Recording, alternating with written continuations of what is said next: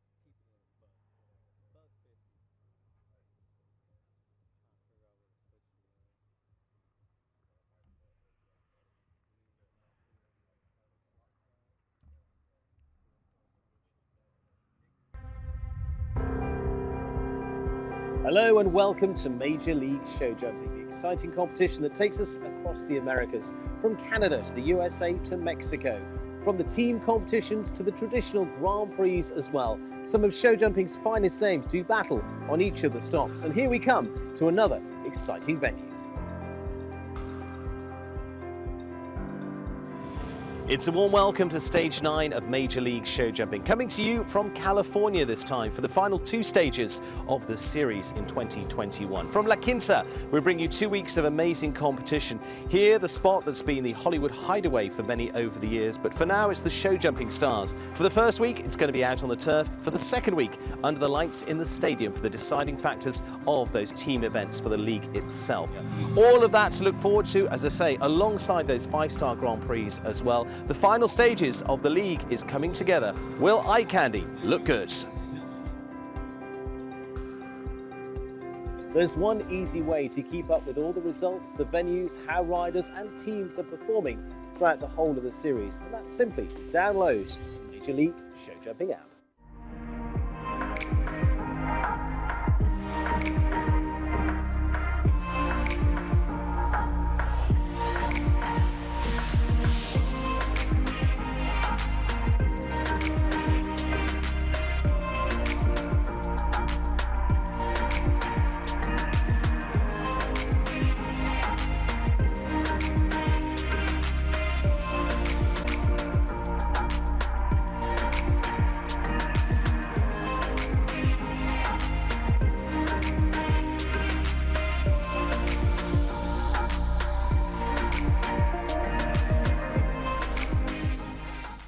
Halliday is the official outfitter of the Major League Show Jumping Series.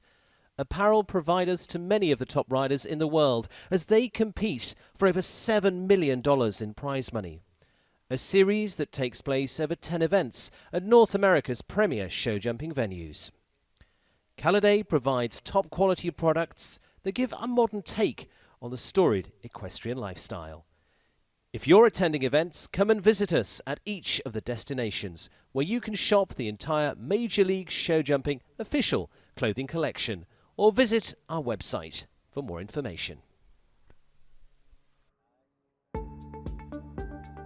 When every second counts, the surface matters.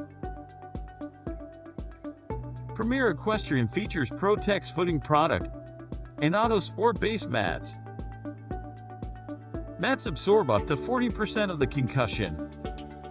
Pro-Tex provides maximum stability. Premier Equestrian is the official footing partner of Major League Show Jumping. Contact us about your arena at premierequestrian.com.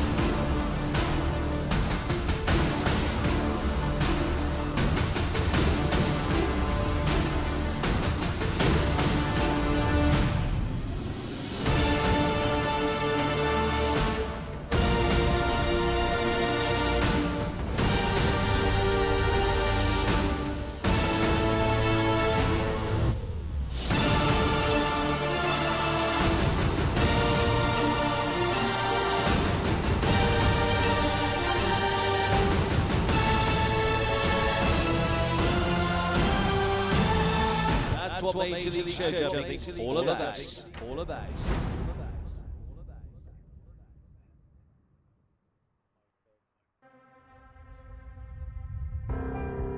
Well, before we get into all the action on this leg of Major League Show Jumping, we bring you a little recap of what happened at our previous venue.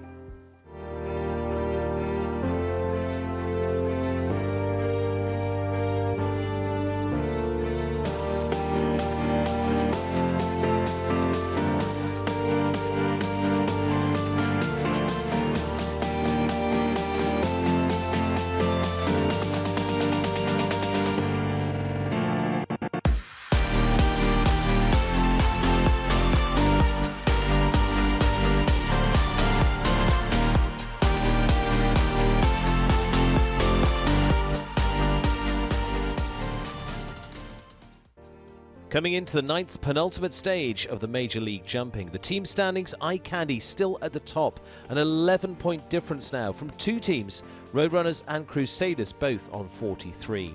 In 4th place, the Lucky Charms on a score of 40, just 3 back, and not far back too to AIM United, still in touching distance maybe for the podium on 36.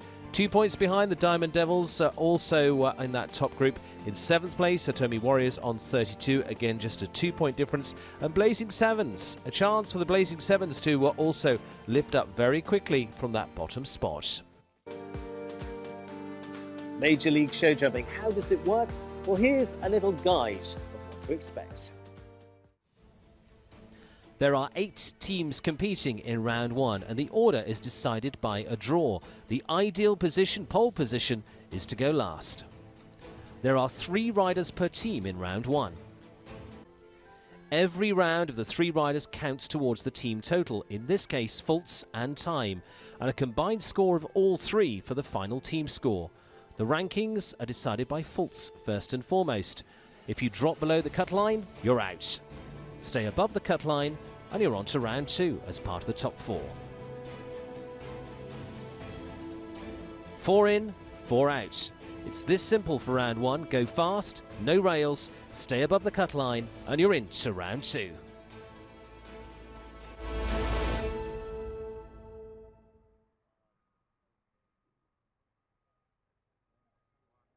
good afternoon. Welcome to a beautiful Saturday afternoon. And this is the $200,000 La Quinta Club and Resort FEI 5-star team competition part of Major League Show Jumping. And as mentioned, 8 teams joining us here, and we are thrilled to welcome everyone to the desert for the final 2 weeks of the Major League Show Jumping inaugural season. And we are in for a great event this afternoon. $200,000, 8 teams are all vying for those points as well as the lion's share of $200,000. The La Quinta Resort and Club, founded in 1926, is the premier Palm Springs luxury hotel. Beautiful turf arena here in the Desert Horse Park. Brand new arena that they're competing on here for this event, and it is going to be another very good one. And they're coming out strong for the teams. Going to take you through those in a few moments' time. And for those that are new to this, the format that we've just seen, 3 rounds in total. First round, you've got to get into those top 4 to get forward to round 2, and so on until the final. Looking forward to how this comes together. So let's take a look at what the teams look like. They're going to be strong. 3 riders for each of the teams to start off with in round 1. Crusaders will start off with Alessandro Volpi, with Samuel Parro. Samuel, in fact, going first. Nicky Gallagher new onto the team this time around. Lucky Charms will go second with Andrew Burns, with Marge Egel and Jordan Coyle. Strength from top to bottom there. The team currently 4th in the championship. Crusaders, remember, 2nd in the championship too at this stage. Diamond Devils in 6th place. Natalie Dean, Erin Ballard and Niall Nassau will be the 3rd of the teams out here this afternoon. AIM United, and that team again looking fast with Ashley Bond, Eugenio Gaza and Carl Cook, all part of the squad here. It is for the Roadrunners, the home team, also in equal 2nd in the championship at the moment, that will go 5th with Kyle King, Adrian Sternlich and welcoming back McLean Ward onto the team as well. They mean business on home ground.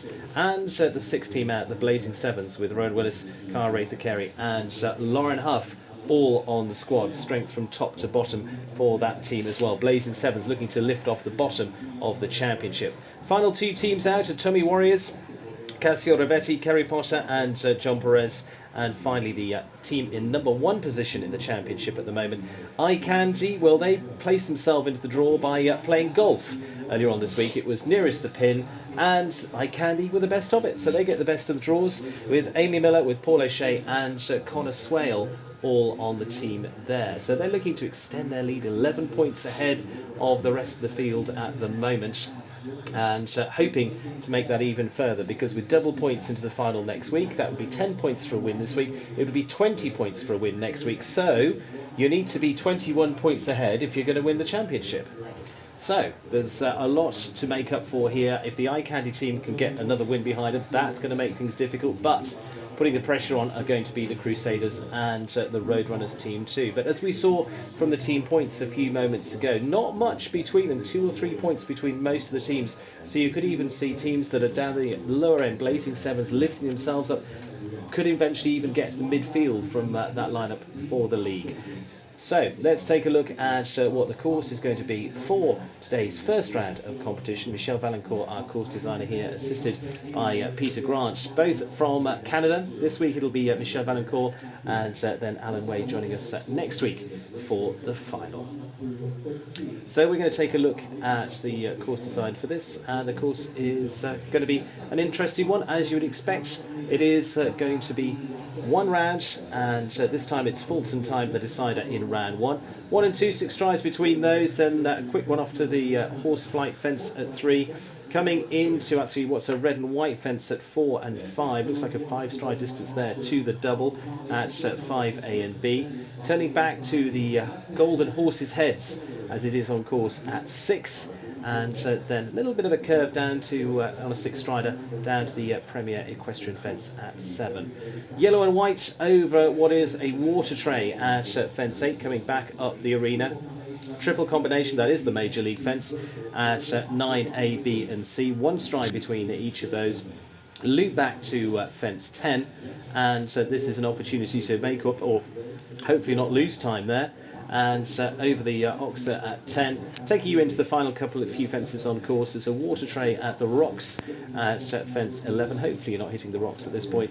It is 4 strides, then down to fence 12, the Cabana Coast fence, and then finally the palm trees to finish off as the last on course. 81 seconds, the time allowed. That's what awaits them on the course. But in the meantime, we're going to be heading over for the national anthem. So, ladies and gentlemen, as we move towards the top of the order, and the first Crusaders to join us, great to have Terry Olsen joining us for our presentation, and we ask you to National Anthem.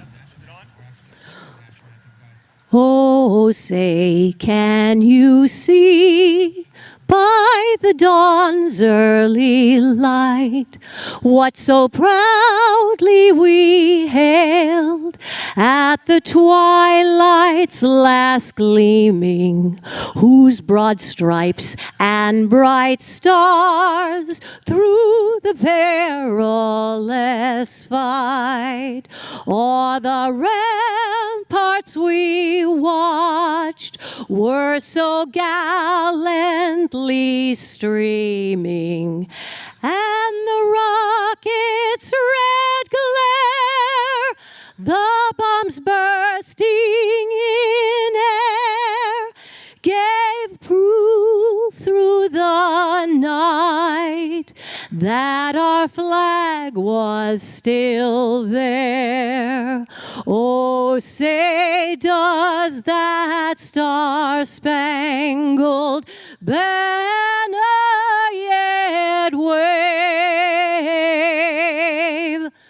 for the land of the free and the home of the brave?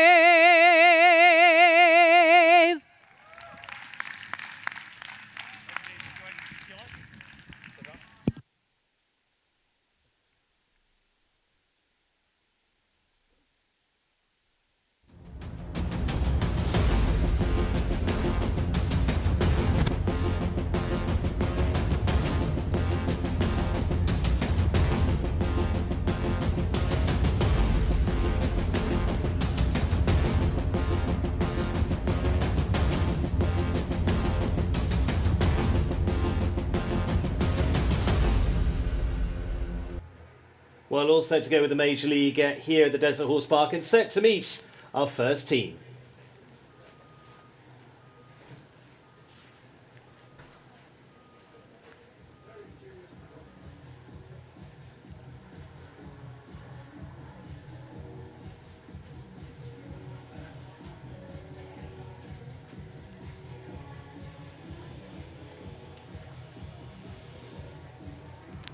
So Crusaders the first, the team set out currently second in the championship.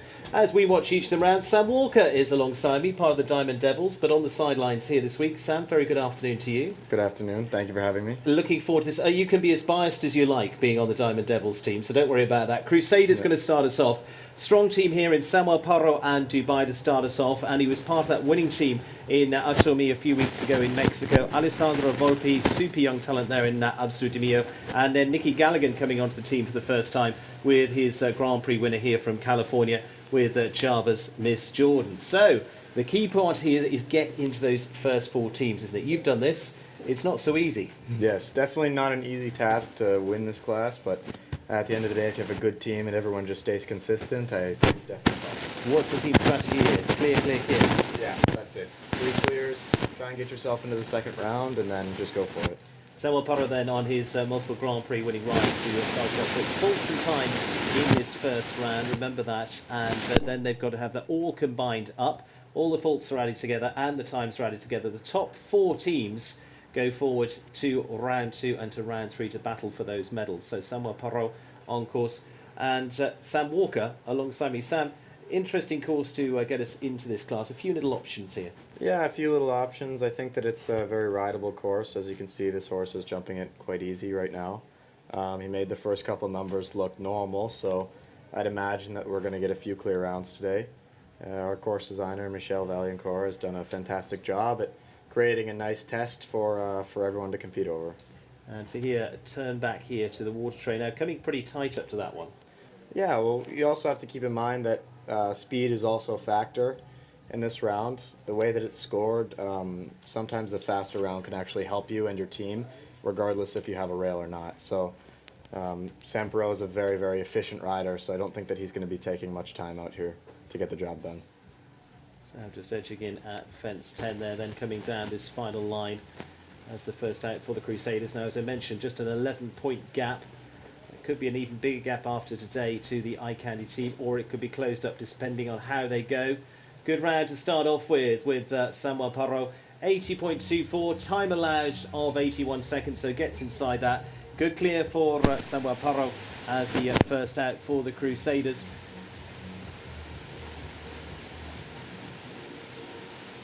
Sam, good ones for them to start off with.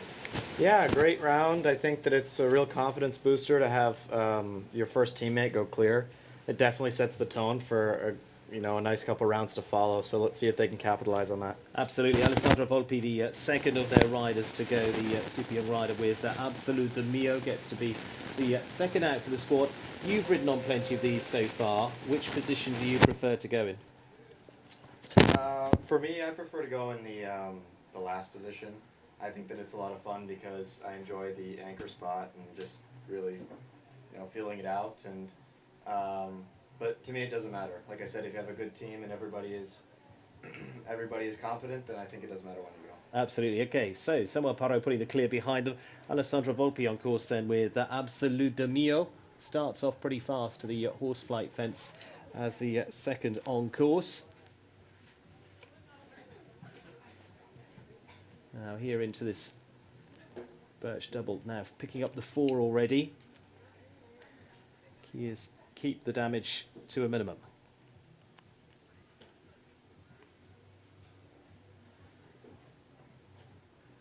Little touch there at the Premier Equestrian fence.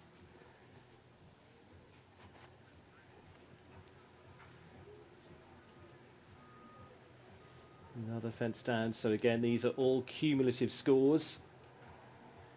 Sam, this is what can happen. This is the whole thing of a team event. Yeah, exactly. But it's just steadying down. Get the control back and away we go. Oh.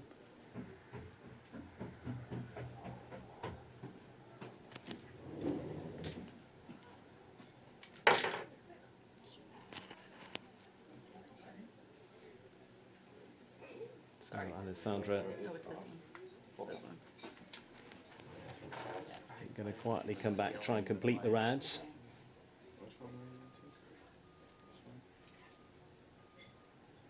There we go, does well. On the 16 at this point, time is going to come into this as well.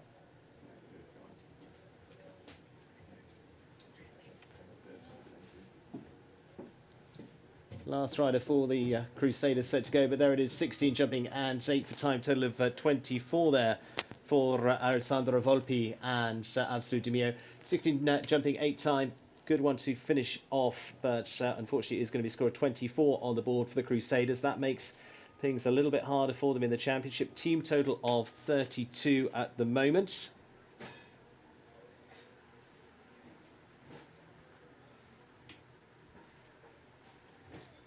So now on to the third rider for the Crusaders. That's going to be Nicky Galligan.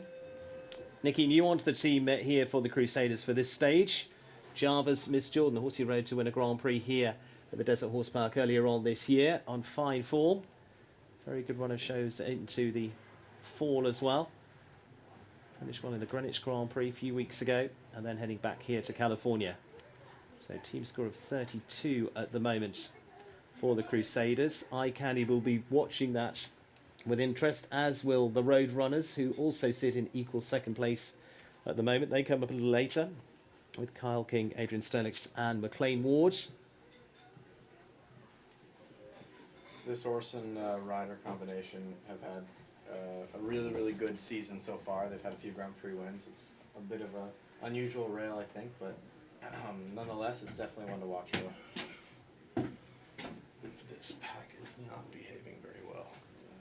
I'm sorry. Now that one's broken too.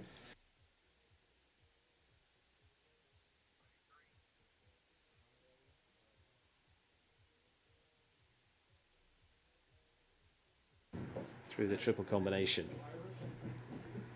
Just on the fall for Nicky at the moment.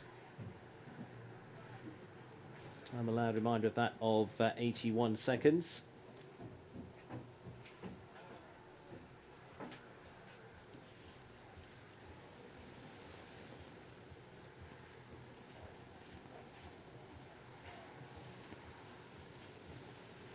Nicky looking to keep them in the game, just on the fall. Good finish for them, just going to touch over the time allowed at 82.04, and so it's 4 jumping 5 time. So for the team, it's 5 from Nicky Galligan, it's 24 from Alessandro Volpi, and for Samuel Parro jumping the clear. So for the team total of 29 in total for the Crusaders, the first of the teams out. We'll see that overall score. See 29 up on the board, and again you see the cut line there of where they've got to stay above. So the first of the teams out there for the Crusaders, finishing on a total of 29. You see the overall time total as well. That's all the times added together of 272.48. Sam, tough start for them. Yeah, it's a little bit unfortunate, but at the end of the day, you know, all we can do is just wait and see what the rest of the class has in store. Absolutely. Well, we've seen all sorts of scores come throughout the season, and getting ready to welcome the next of our teams. And it's one that's played a part a few times this season, because the next of the team up is going to be Andrew Burns, Margie Engel and Jordan Coyle as the squad riding for the Lucky Charms. I need to be down, sorry. I need to be down there.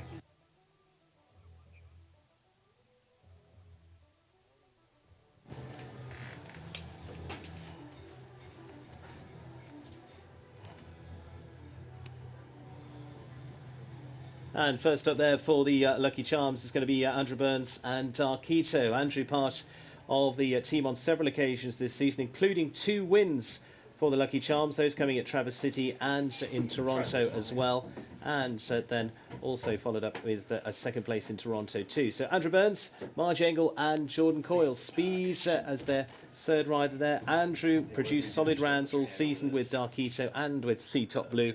Marge Engel going second with Decaz. So the second of our teams, Lucky Charms. Crusaders in with their score of 29. Lucky Charms looking to see where they can come into this. They are, of course, 4th in the championship as well. Andrew Burns kicks them off.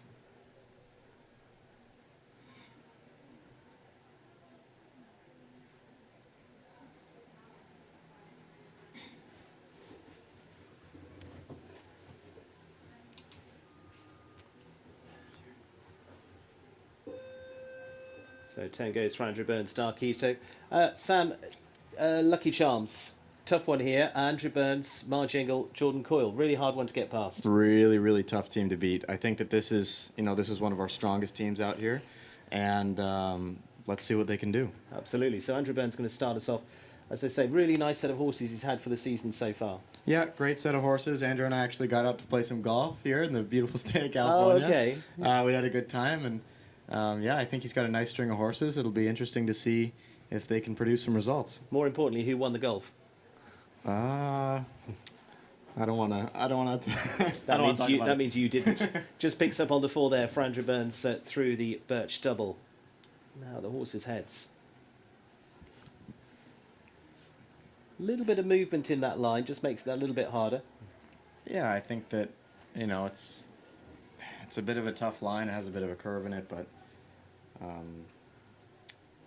you're quite used to it. It's all the equitation. And you know that inside out. On the 4 at the moment for Andrew Burns. Lucky Charms. I say in touching distance of the podium for the championship.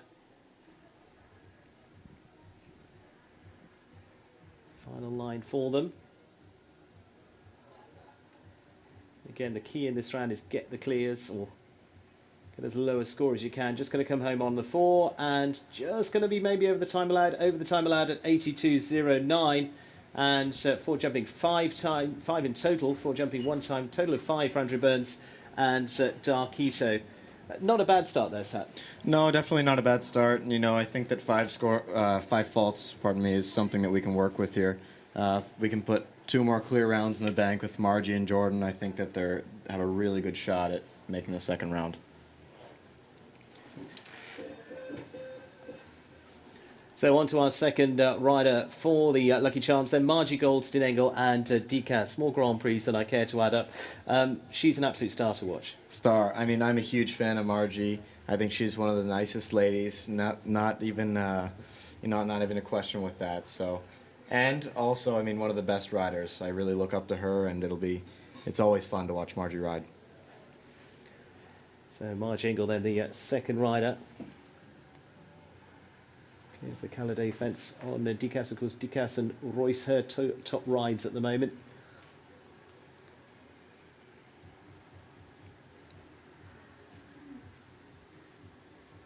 Nice start through.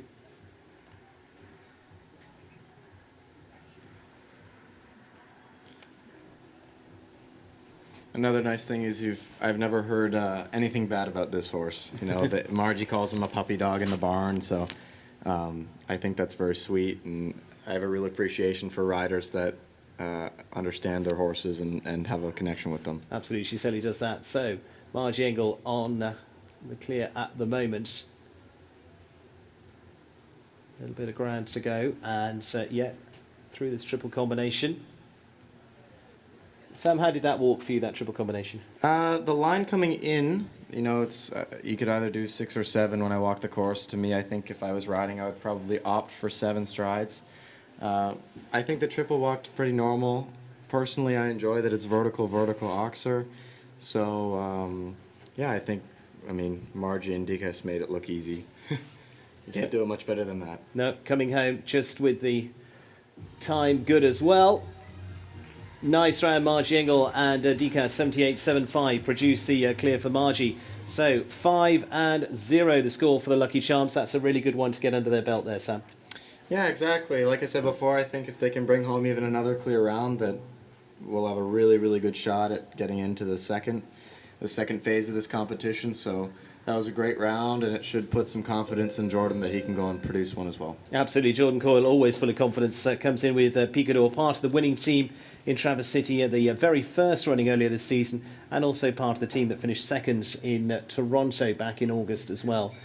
Jordan, a multiple Grand Prix winner himself this season, winning the Grand Prix in Upperville, and of course a number of wins on the Major League Tour as well. That's been across a number of venues over the last few weeks, including 2 down to Mexico with Atumi and Monterrey before this final stage in California. Now, he is a man who's a really good one for the team, because if you're going to put this man in last to go for the speed element, it's right up his street. Yeah, it's super, and you know what? Jordan is so competitive, and also this horse as well. I mean, they've had countless wins together. I've even been a victim to them in the team event in the past, so they're very, very difficult to beat, and when they're both on their game, I mean, it's hard. Tough one there, is it? Just flatten off a little. Yeah, a little bit tough. I think that the shadow of the sun, the way the light hits it, actually has a lot to play with that. So could have just got caught up and had a little look. Good through the triple combination. Just on the 4. This would be a team total of 9 so far.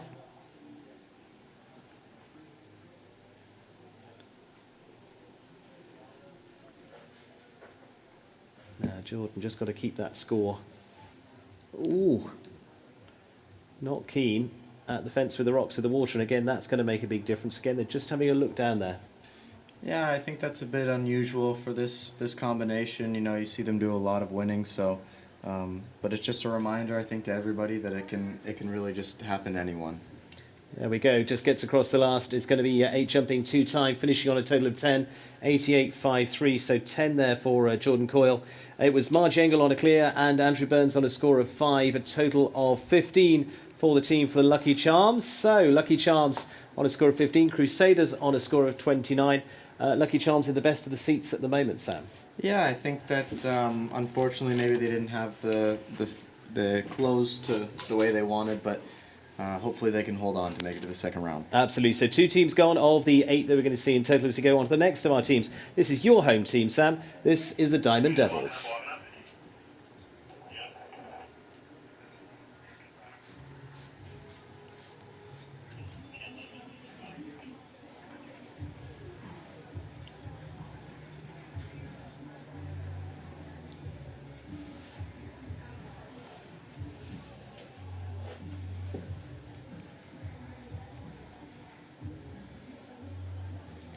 So the first for the Diamond Devils, it is going to be a team of Natalie Dean of Erin Ballard and Niall Nassar for the Diamond Devils. 6th in the championship at the moment. Natalie Dean to go first, back onto home ground here in California. And Natalie with Camilla D. Super finish just a few weeks ago into the World Cup qualifiers here in California as well. Sam, you're on the team for this group. What do they like to compete with? Yes, this is the best team in the whole class. I have made such great friends over the season and great teammates as well. I mean, everybody tries their best, and even when we're not in the team competition, we all have our best interests. So I'm really, really looking forward to watching our team go today and hoping for a great result. Natalie Dean, Erin Ballard and Niall Nassar coming onto the team for the very first time. You're coming out strong. You've had some good finishes overall. Diamond Devils 2nd in Traverse City, 3rd in Traverse City again at the American Gold Cup, but not just quite made that #1 spot. Yeah, well, not yet, but you know, the last 2 weeks we're going to shine, I think, no matter what. Everybody in our team is a strong rider, and we have a great string of horses this week, so let's see if we can capitalize on it. Natalie Dean then the first one out for the Diamond Devils. With those scores you've seen so far, you see on the board 15 for the Lucky Charms. It is Crusaders on a score of 29 at the moment. Once we've got 4 teams gone, then we'll know what the cut line is going to be.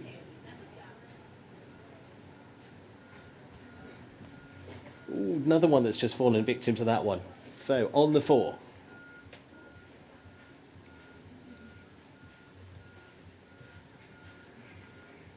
Into the triple combination.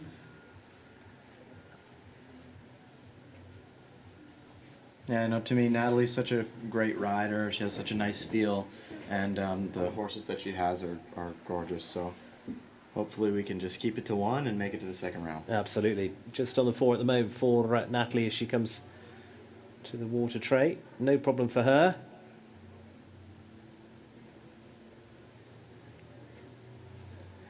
Time-wise should be good, and so there we go. We'll finish on the 4, 77.94. So good round for Natalie Dean and Camilla D. Finishes on just the 4.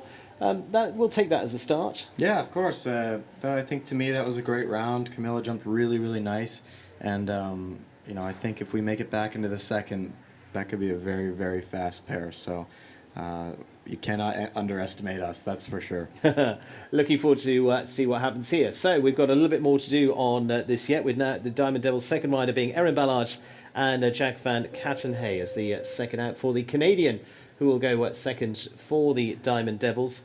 Brilliant rider, fantastic results in the recent World Cup. She's a World Championship rider as well. I've never seen anyone with such great ability to just get on a horse and build a partnership very quickly. Yeah, I mean, there's so much of a natural feel for the horses, and Erin can really get on anything and just go straight in. So already having a great result yesterday, and this is a very careful horse, so I think that we should all just sit back and enjoy this. Good. The horse Flight Fantasy say you can see those scores so far. Got to be better ideally than the 15 at the moment. On the 4 from their first rider for the Diamond Devils.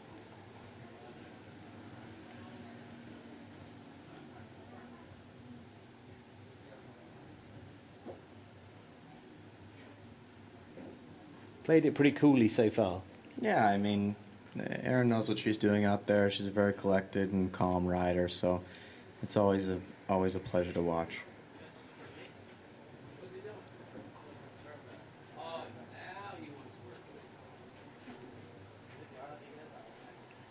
That was a great ride through there. She's also working on a pretty efficient time, so let's see if we can hold it together.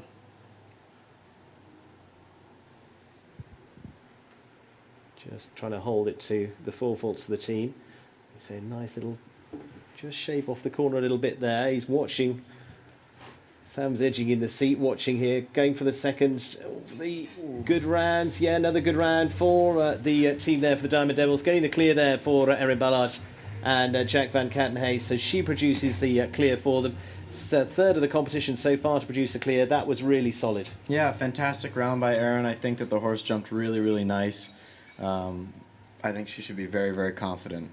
We've got a little bit of work to do, but I'm confident as well. You're confident as well, and this is your team. Now that's going to be the last out for the team with Coronado Niall making his first appearance to say for the team this season. He's had a busy year right the way through to the Olympic Games. He's a Grand Prix winner only in the last few weeks as well in Wellington, Florida, amongst a long list of Grand Prix he's won here in the US, from California through to, of course, to Europe as well. And going to be the last out for the team. But you've kept him quietly under wraps, but you bring him out strong for the last 2 stages. Yeah, like I said, we have some tricks up our sleeve for the last couple of weeks, so you shouldn't count us out yet. And of course, you've had such success with Lord Anne since then. A whole string of horses. This is one of the newer ones into the pack. Yeah, to me, this is just such a classy horse. If you watch the jumping style, it's fantastic. So another one, just like Erin, you know, it's just nice to kind of watch, regardless if they're on your team or not.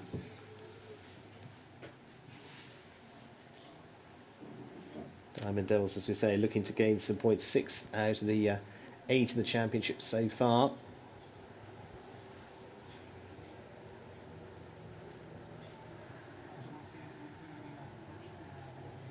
Super through the triple combination. Yeah, a really nice ride through there, and also the horse jumped in just super form. So, again, turning back on number 10 here, the butterflies. It's nice that it's a skinny ox. Oh, that's too bad. It just takes a little exception to that one, so we'll take a turn to that. But the key is keep going. And again, if they get nailed on the right thing, not lose any time, as much time as he can there. Just keep it tight.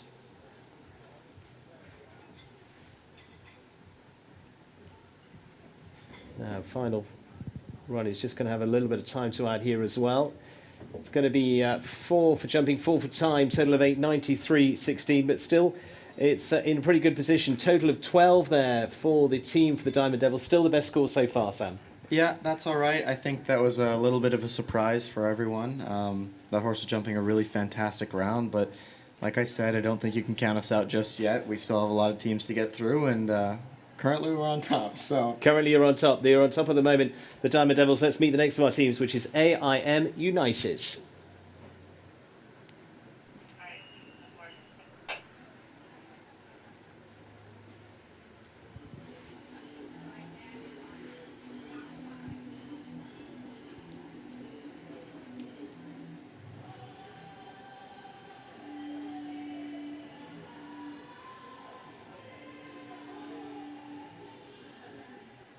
Well, first up for AIM United is going to be Ashley Bond. It's Ashley Bond, it's Mexico's Eugenio Garza, and US rider Carl Cook coming out in strength here for the team, currently 5th in the overall championship at AIM United. Number of very good finish. They were top of the second of the competitions in Toronto. They won there. They were second in Caledon. They had a very good run-up in Canada and finished in 3rd in Monterrey just 2 weeks ago. Now, Ashley Bond to start us off with Contafina LVF. Sam, one thing she won't be is slow. Yeah, for sure not. Ashley's very, very difficult to beat, and she's always on it. So, again, this whole entire class, it's filled with such great riders and great horses as well. You know, I really enjoy watching horses, especially this one. And you know, Ashley's a fast rider and has some really typey mounts. So, again, if we make it to the second round, if this team's in it, this is for sure a pair to watch. Absolutely. From originally Hidden Hills in California, riding internationally for Israel, Ashley Bond, who was 11th individually at the Olympic Games this year with Donatello. As you said, Sam, time can make a difference as well. Some of the teams, if they're tied on faults at that cut line position, time makes a difference to whether you go through or not. And Ashley's making sure AIM United have a fast time to start them off. Yeah, for sure. I mean, even if you look at the standings, you can see that our team has a total of 248 seconds, and the Lucky Charms are on 249. So if we were on the same faults, yeah, we would actually still be placed in front of them. Absolutely. And that's why I think time is important, and it needs to be a factor that's considered. Well, there we go. It is a quick one, 75.07, and with the clear there for Ashley Bond and Contafina LVF. Very good start for AIM United. So they produced the clear. Several have produced the clear so far. The key part is it's a team event. They've all got to do the same. Eugenio Garza handing over to another Olympian now in Contago.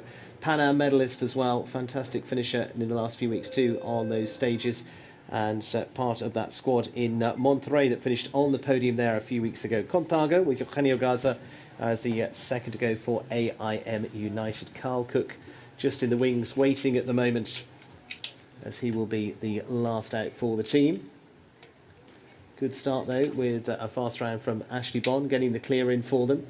Now when they go into that second round, all those scores disappear. The key part is get into the second round.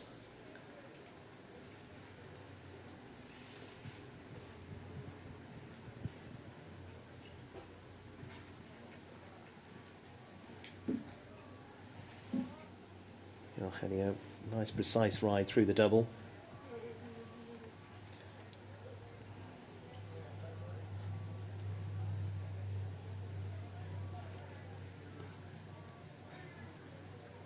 Again, he's being sure of his line, but you know, pretty efficient in where he's headed to. Yeah, I think efficient's just the way to go. You know, Ashley's a very quick rider, so I don't think you're going to get much faster than that in the first round. And at the end of the day, you know, we want to focus on jumping clears, so this round is looking quite nice right now, and hopefully you can finish it up. Eugenio second out for AIM United. Could be the first team to get 2 clears home.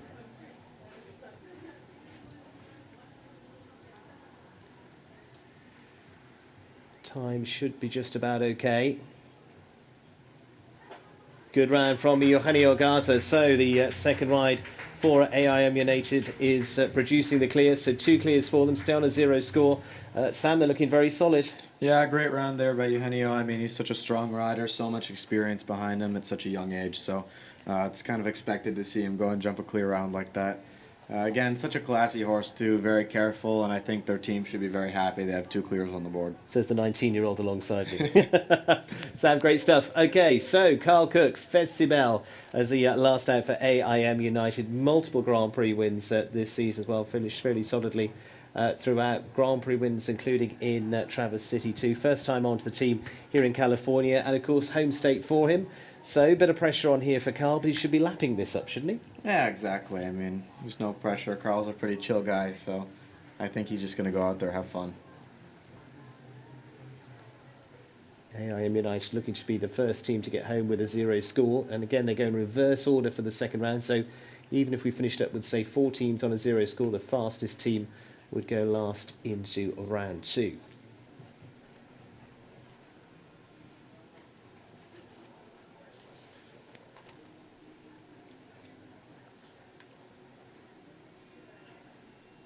Carl looking on song at the moment.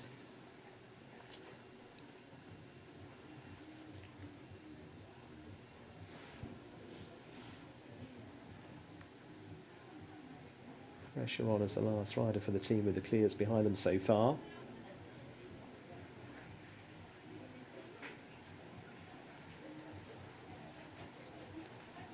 Work through there. Can they bring this home, Sam? I think so. I think so. I don't want to jinx it.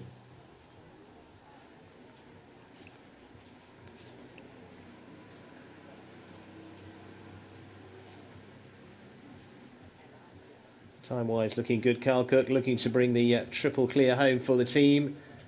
And it is a very good one for the team. The Californian home in 77.47. Carl Cook and Festibel gives us the third clear for AIM United. First team to stay on a completely zero score. Not many of those through the season, Sam. Yeah, no, not many of those. We've actually had two this season, 2 times. So it's a great feeling, and I think Carl should be super happy with that round. AIM United is not only a fast team, but obviously, as you can see, a careful one too. Absolutely so. Strong position for AIM United. Let's get on to the home team, and that is the Roadrunners.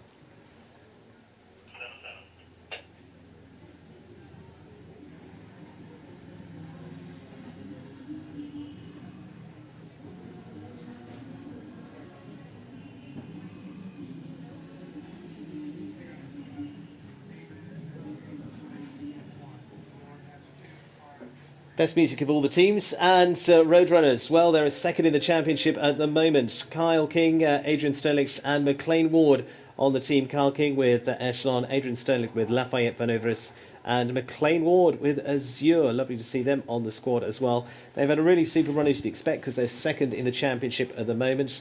They were second up at the American Gold Cup, third in the Tommy a few weeks ago, and won just a couple of weeks ago in Monterrey La Silla in Mexico. Kyle King starting them off with Etalon. He's had a super season as well for the rider based here over the West Coast as well, who also finished on the podiums up in the 5-star Grand Prix in Traverse City to start them off. So again, talking about the championship, Eye Candy are going to be last to go of this round as well.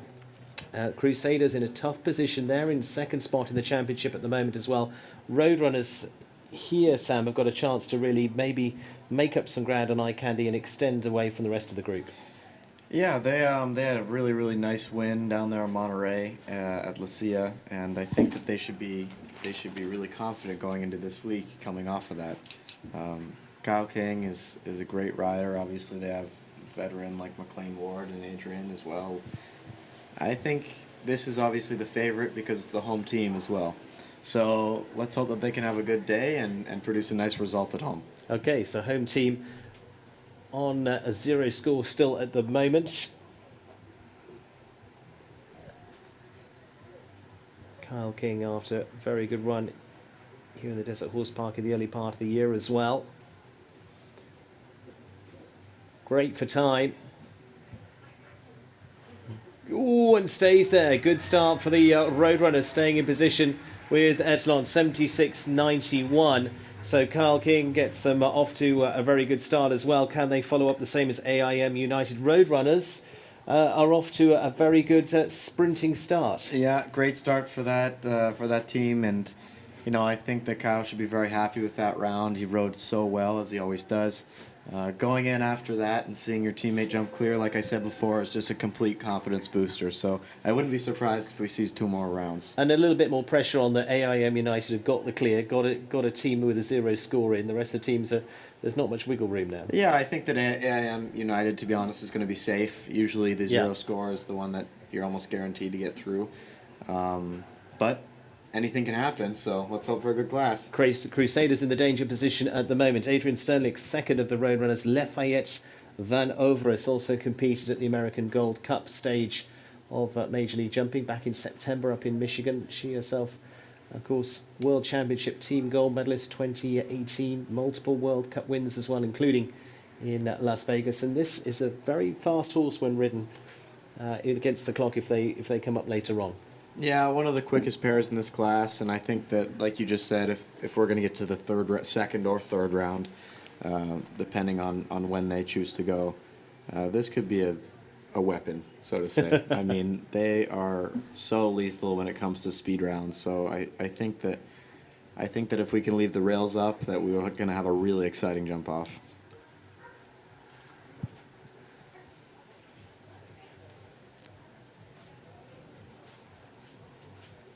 Handling it well so far.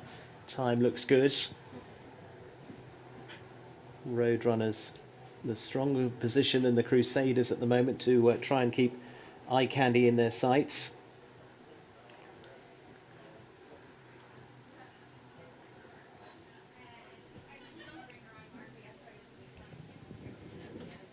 Could be the second of the clears. Yep, Adrian Sterling bringing it home for the team there for the Roadrunners. Lafayette Vanover is 78.62. It's getting very strong out there, Sam. Yeah, very strong. And, you know, that horse just jumped such a classy round. I mean, there's not much you could really change.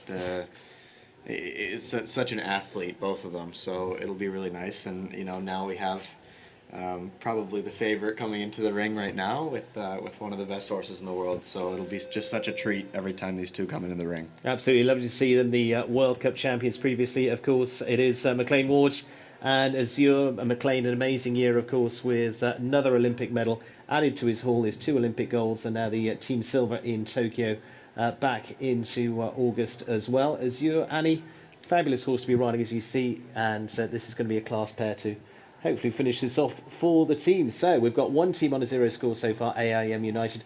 Roadrunners looking to follow this up.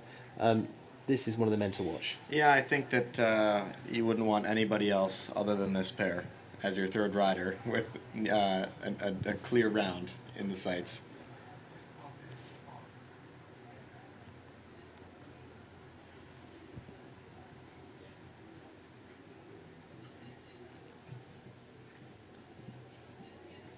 You know, this horse and rider combination, of course, already having a great result yesterday in the 5-star welcome. So I think, again, just a great confidence thing. You know, to me, it's all about the confidence. And if you and your horse feel amazing, then, you know, you can't ask for much more. Absolutely finished up on the podium behind Kristen van der Veen yesterday, and a really good jump off for that big class to start off the week.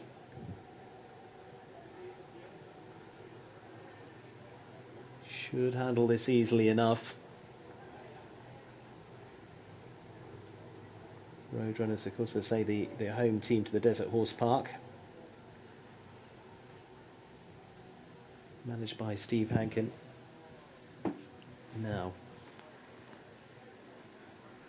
looks like they've got the strong group out for the home run.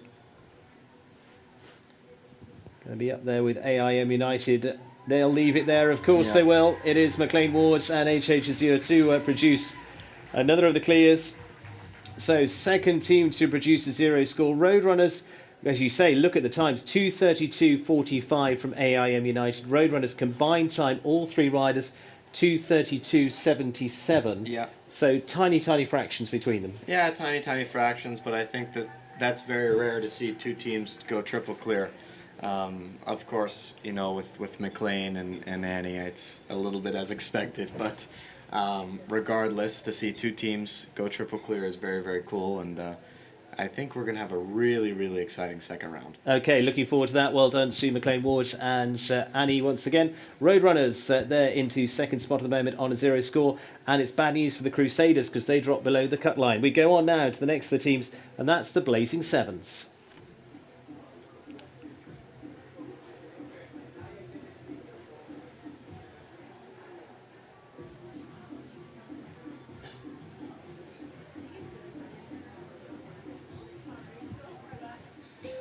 So Blazing Sevens made up of Rowan Willis, the Australian rider, with Wellington Grey Goose, Carl Carey and Cedric for the USA, and US rider Lauren Huff and Canamera 2. And so for there we've got Pan Am medalists, we've got World Olympic medalists, and we've got, well, Rowan Willis in there as well. Super World Championship previously for him too. Very strong indeed. He's won a number of classes on this horse in recent weeks as well. Won a 2-star Grand Prix a few weeks ago, but has moved nicely into the 5 stars with this ride. Rowan Willis, multiple Grand Prix winner, now based in Florida these days, spent a long time based in the UK. Rowan Willis to start us off for the Blazing Sevens. The team currently at the bottom of the championship in 8th place at the moment, but as we said, points-wise, there's not a lot of difference, so a chance to make up some ground here. Yeah, not a lot of difference. You know, things can change daily.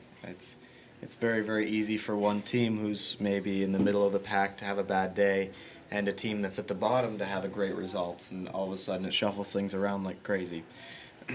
So I think that regardless of what spot you're in the championship, it's never over until it's over. Yeah.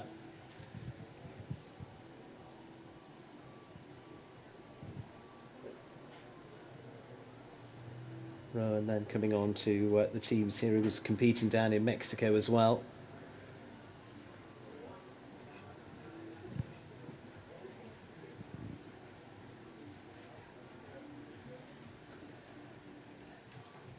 Just drops the rails there, so that's going to be 4 on the scoreboard for the Blazing Seven. Still remember the Atomi Warriors and the Eye Candy team as the one to keep an eye on as the last team out. Current championship leaders, AIM United and the Roadrunners, you would say, are now in safe position.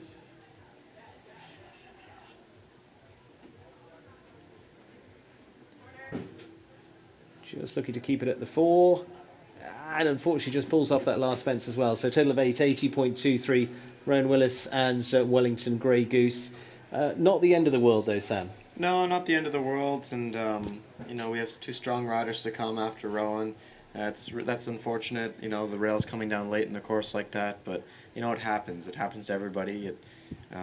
Some days it's going to be your day and some days it's not, and that's all right. Absolutely. So it is on the 8 faults there, but remember, Diamond Devils there on the 12, Lucky Charms on the 15, Crusaders we know have dropped below the cut line there. They've got their complete score of 29, so they're definitely not going forward to that next round. Carl Carey then, Pan Am medalist, second on the team in Atomi down in Mexico on the first of the Mexican stages with Cedric, and Cara to go second for the team for the Blazing Sevens. So a score of 8 on the board for the Blazing Sevens. Ideally no worse than 4 out of their next couple of riders basically. 12 there as you see for the Diamond Devils, Lucky Charms on 15.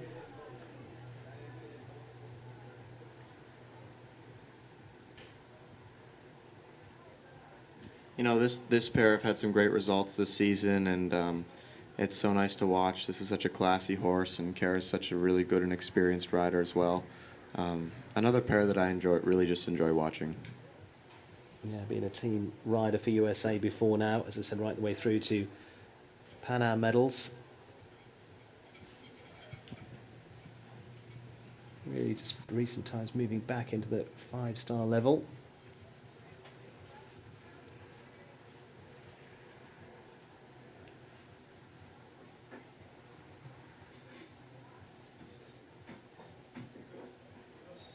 The 2 teams there with the Lucky Charms and the Diamond Devils just having to wait out to see how the rest of the teams do now.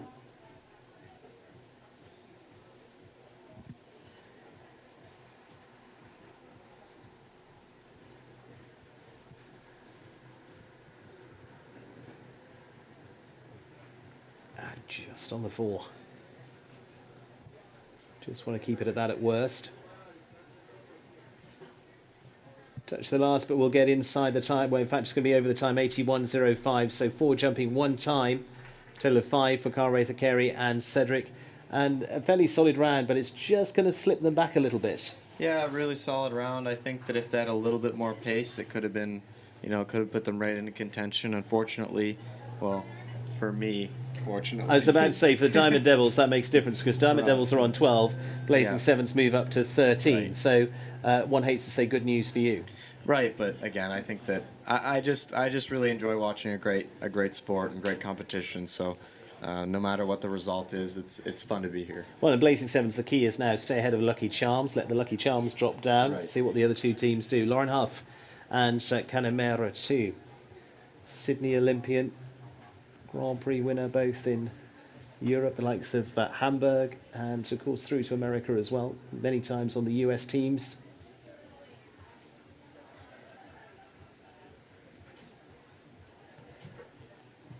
Solid anchor rider to have as the last out for the Blazing Sevens.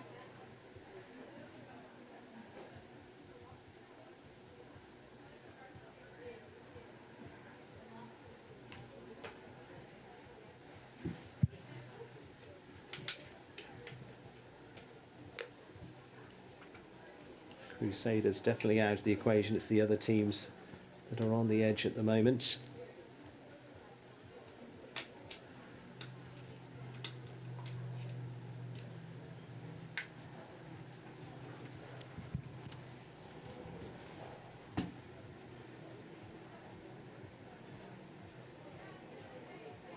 Lauren sensibly looking to protect the score.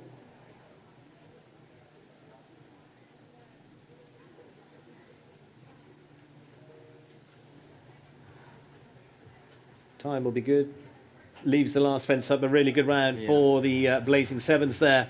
It is clear for Lauren Huff and Canamera too to produce the clear. So team total of 13 in all. It means the Lucky Charms drop below the cut line, so they drop out of the equation. Lucky Charms and Crusaders. Blazing Sevens into that top 4 at the moment on 13. Diamond Devils on 12. 2 teams on the 0 score, AIM United and Roadrunners. But 2 teams left to go, and the first of those 2 teams as we meet them is the Atomi Warriors.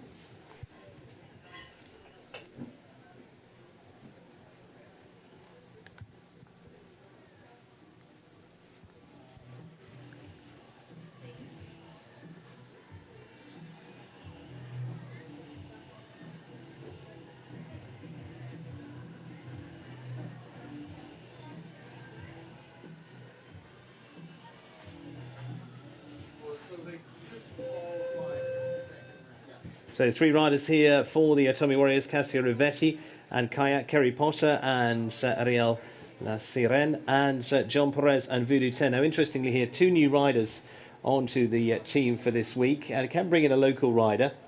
Kerry Potter coming into the team for the Atomi Warriors here, and Cassia Rivetti, who came onto the team latter part of the season with Kayak.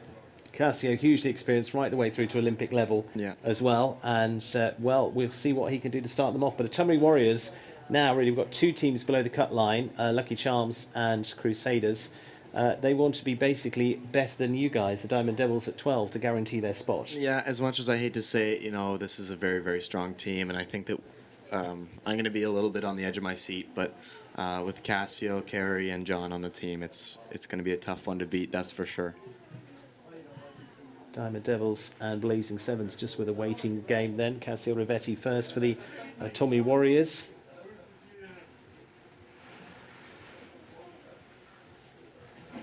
Remember, the key in this round is get into the top 4. Table A with the Fulton time in this round. It's Table C for the next 2 rounds. There's just flat out chasing with seconds to add if they have a fence down. And that drops.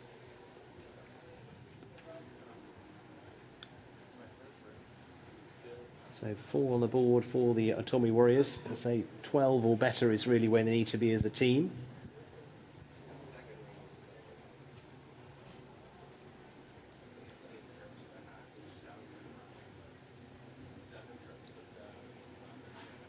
Little touch there.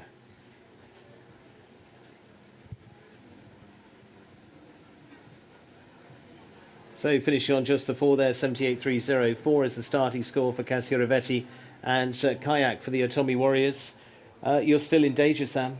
Yeah, still in danger. I think that was actually quite a good start to the team. An unfortunate rail fell down, but that's all right. They're definitely still in there in the running and can put themselves ahead of us. Absolutely. Well, we'll see what happens, because we've seen all sorts happen so far as we go to another local combinations now in Kerry Potter and Ariel La Sirene. Pressure on her now as the second rider. We've got the 4 on the scoreboard for the Atomi Warriors.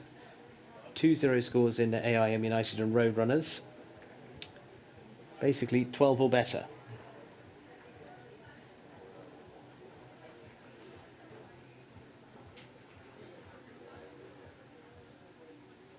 Sam, you've watched a few of these rounds so far. Any big keys to this course now? I think just riding the correct line and track at a nice forward pace.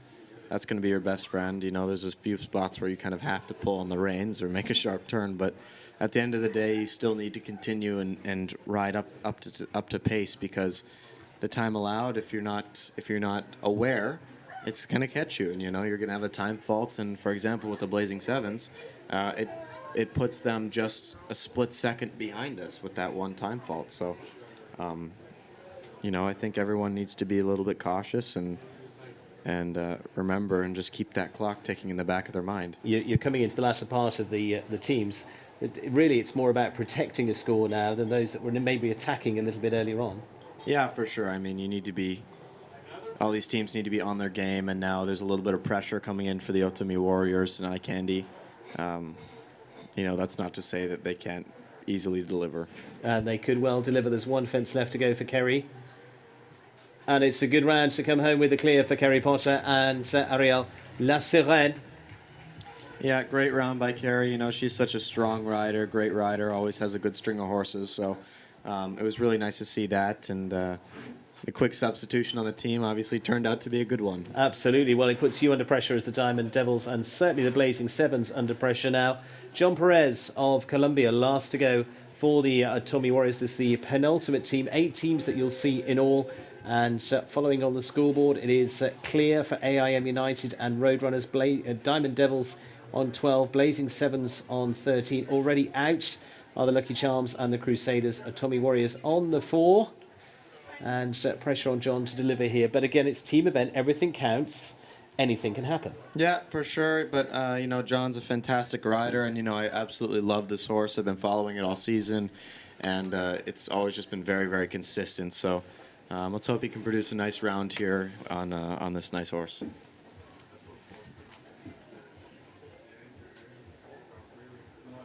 On a little exuberant down that line, put some nice wins together on Major League earlier on this season, including up in Toronto at Angelstone. Spent many years producing some fabulous young horses, including in Monterrey La Silla. The previous stop on the tour of the series.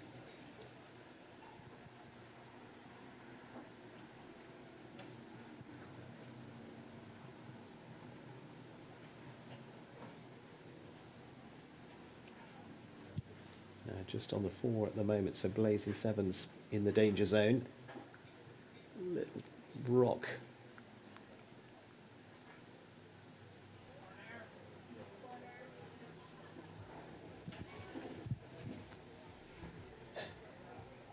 Sam, the team down there could be watching nervously now. Yeah, exactly. I think everybody's going to keep a very, very close eye. Obviously, John's producing a nice round right now with Voodoo, and I think we're all just going to have to wait and see. One more fence to go. Blazing Sevens in danger at the cut line. It's looking close on time. There's going to be a little bit to add for time, but it's a good round for John Perez and Voodoo 10, 82-63. Plays it a little conservatively, but plays it well there, Sam. Finishes as a team on the 5. Yeah, I think so. And as I said before, this pair has been so consistent all year. Otomi Warriors have always kind of been in the ribbons, and with Voodoo and John on the team, it's kind of expected that they're going to produce a nice round to advance them into the second stage of this competition.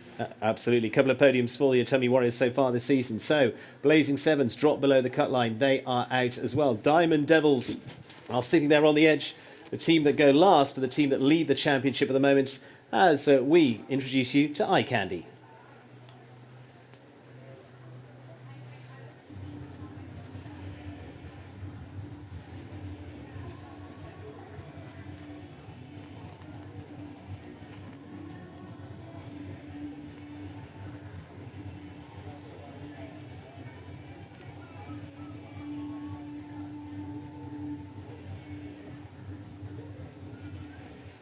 The iCandy team of Paul O'Shea, of Amy Miller, and Connor Swale as the last to go, as we say, leading the championship by 11 points. Big result here could make a massive difference in the championship as well. Diamond Devils on the cusp. Will they drop below the cut line? Will it be Otomi Warriors that make up that 4th slot? We'll have to wait and see. 2-3 guaranteed their spots now with just one team left to go. AIM United, the home team, Roadrunners will be back, and Otomi Warriors will be back. Diamond Devils or iCandy into that final 4. Sam Walker alongside me, a Diamond Devils man himself. Where's your money going? I mean, look, when you look at the names like Paul O'Shea, Amy Miller, and Connor Swale, it'd be very, very difficult to say that they're not going to make it. Obviously, I'm going to root for my own team, but anything can happen. Anything can happen. So, first out, Paul O'Shea, coach for the team, who's delivered again and again this season. And Paul with Hellcat, he was part of the winning team in Toronto this season, also up in Caledon. Second in Monterey a few weeks ago. Starts off pretty quick too. Yeah, pretty quick. Unfortunately, just a rail coming down at number 2. But I think that this pair can probably keep it to 1 down. You know, Eye Candy, I'd say they have the best team spirit of all the teams. And I think one thing that doesn't get recognized enough is their team manager, Erica. I think Erica is one of the coolest ladies because, you know, she always is rooting for the team and starting little feuds with other teams. And winding up the other teams as well. Exactly.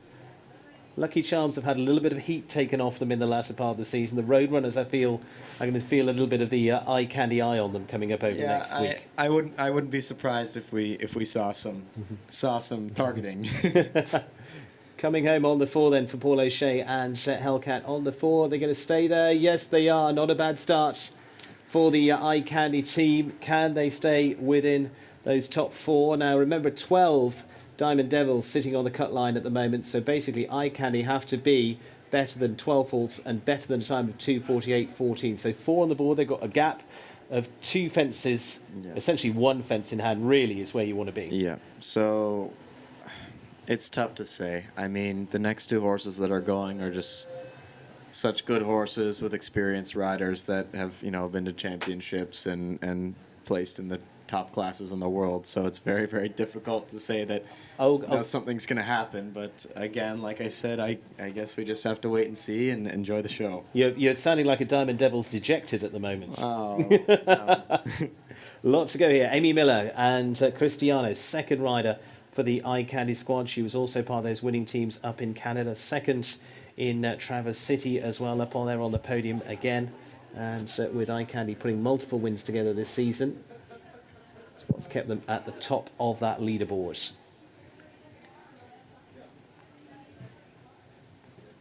By this point, though, the advantage, I suppose, is knowing exactly what the score needs to be.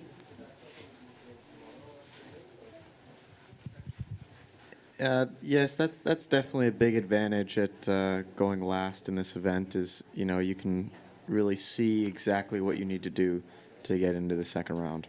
Yeah, some of those early teams go off quick, have a quite attacking round, and you say you're not so sure. Just on the edge here, a couple of touches for Amy Miller.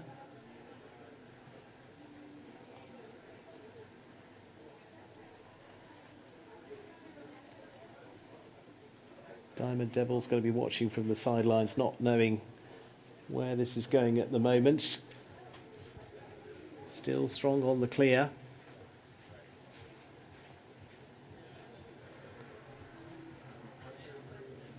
Amy working for this one. Time will be okay. And it is good. Amy Miller, Cristiano grinding it out there for the clear rounds. And so Amy Miller keeping them at the 4 for the Eye Candy. But overall, Sam, she had to work for that a little bit. Yeah, I had to work for it a little bit. And for me, I mean, it's always nice to cheer on another Canadian. Amy, you know, so much experience, and I've looked up to her since I was a little kid. So it's really nice to now not only be able to watch her, but also compete against and alongside. It's very fun. Absolutely. So Ireland go last with Connor Swale, Theo 160. Connor Swale, who's been winning multiple classes on Major League. He's also been winning on a regular basis here at the Desert Horse Park in the last few weeks as well. Last man out for the Eye Candy team, solidly as anything. World Cup qualifying winner before now as well. Championship rider for Ireland. I can give a long list, but basically he's got to deliver. He's got to be ideally at worst 4 faults. Yeah, I mean, this man's been on fire. He's been having such a good run in the last few months. I wouldn't be surprised if we saw a nice, easy, clear round out of him today. Turned on his golfing skills as well to get them to the top of the draw earlier on this week.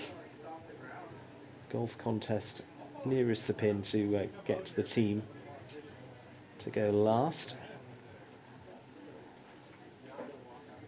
Good start for the Eye Candy team earlier today as well, with Jacqueline Steffens having a good win behind her. Also on that squad.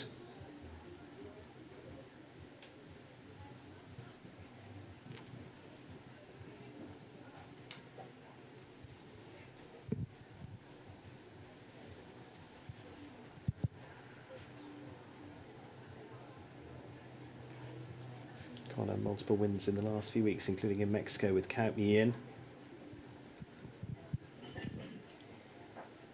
Just had a great tour down in Mexico, you know, so many wins, so much fun. The shows down there, the way that they're organized and everything was just, it was such a nice experience. I was really happy that I got to go.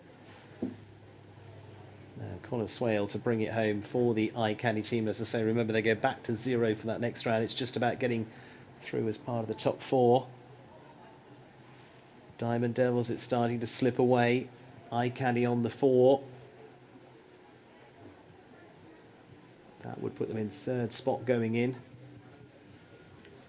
1 fence to go. And it's goodbye to the Diamond Devils, I'm afraid, and it's hello to Eye Candy as they go through to the second round.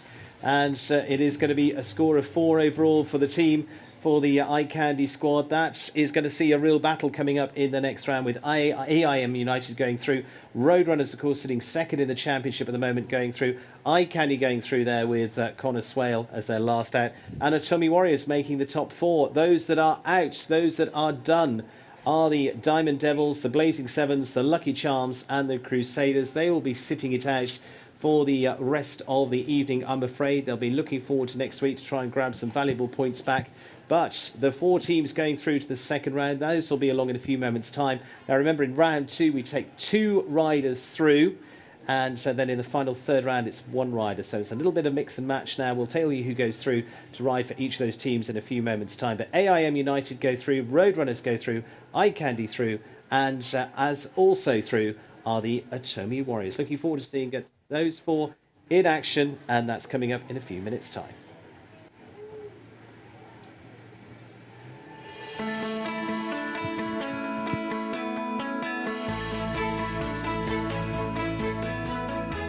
Farm Vet is here to support you and your horse both in and out of the show ring. From our highly trained staff to the best horse health product selection, we care about horses. Life out here can get pretty busy, so shop with Farm Vet in 3 convenient ways: by calling our sales team, shopping online, or stopping by one of our mobile locations. Everything you need is just a few steps away. From brushes and bandages to all of your pharmacy needs, Farm Vet has just what you are looking for. From all of us to you, welcome to Farm Vet. We are Horse Health. Caliday is the official outfitter of the Major League Show Jumping Series. Apparel providers to many of the top riders in the world as they compete for over $7 million in prize money at North America's premier show jumping venues. Caliday provides top quality products that give a modern take on the storied equestrian lifestyle. Shop the entire Major League Show Jumping official clothing collection. Visit our website for more information. When every second counts, the surface matters. Premier Equestrian features Pro-Tex footing product and Auto Sport base mats. Mats absorb up to 40% of the concussion. Pro-Tex provides maximum stability. Premier Equestrian is the official footing partner of Major League Show Jumping. Contact us about your arena at premierequestrian.com.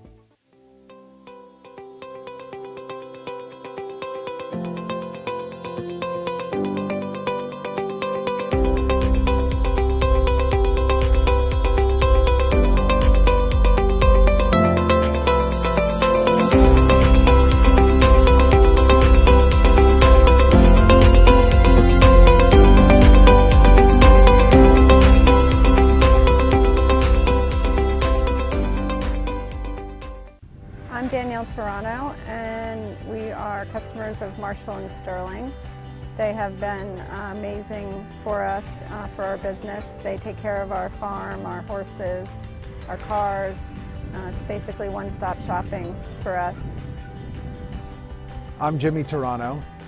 Unfortunately, we've actually had to really use Marshall and Sterling for horse death. And I have to say that Marshall and Sterling has been an amazing, amazing company. They have taken care of things. It's been worry-free. The person we deal with, Missy, She takes it all upon herself.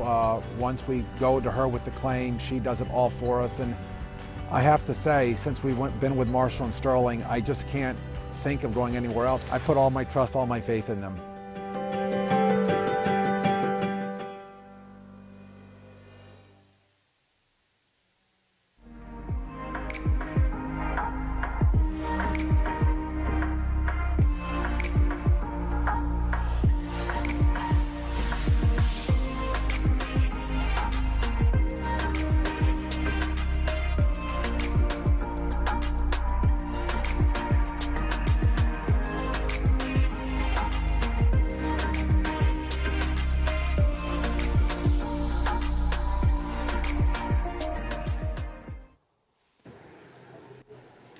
Well, set to get into that second round, let's remind you of the results from round one. AIM United, the leading team on the zero score, as were Roadrunners, but AIM United just that little bit quicker. So they'll go in reverse order.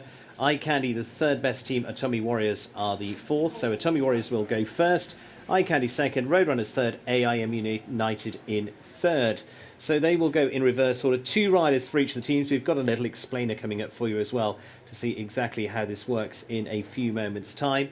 But let's tell you about who's going to be riding for those teams, starting with the Atomic Warriors. Coming backwards there, it's going to be Cassio Rivetti and Kerry Potter going into round 2, which leaves John Perez to go into round 3. And we'll explain that when we get to that. We won't confuse you with that too much, but all you need to know at the moment is you are vying for position, because the top 2 teams go to ride off for the gold and the silver, and the bottom 2 teams, as in third and fourth, will go ride off for the bronze medal, so the best they could get is third.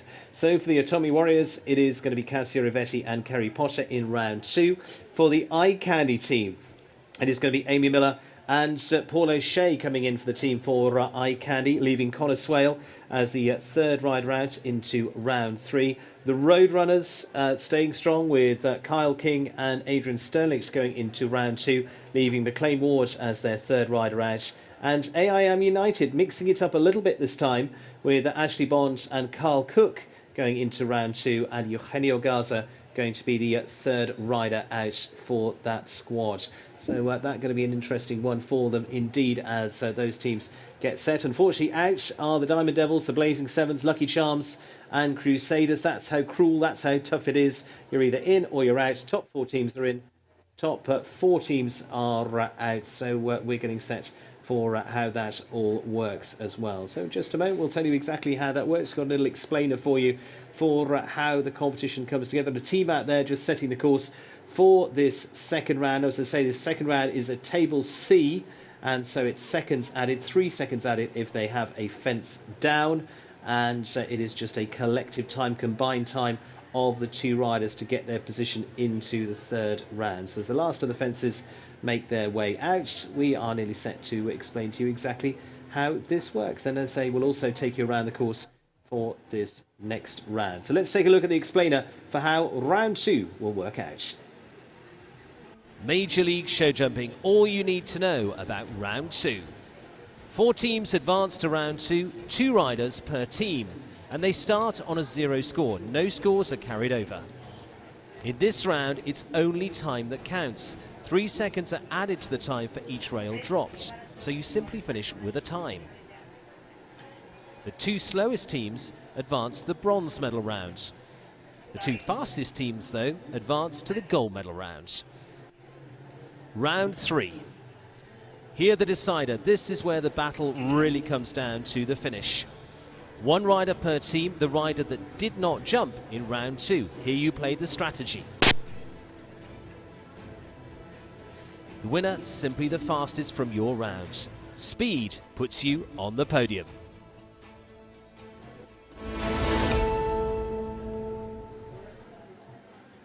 Well, that's how the competition works. Let's take a look at the course for this second round. And it'd be the same course for the second and the third round, as I say. Table C, flat to the boards. They take a run at it. This is where the fun stuff really starts. We're down to 4 teams: AIM United, Roadrunners, Eye Candy and Atomic Warriors. Let's take a look at the course for rounds 2 and 3. It's coming up for you, the Table C, again designed by Michel Valencourt.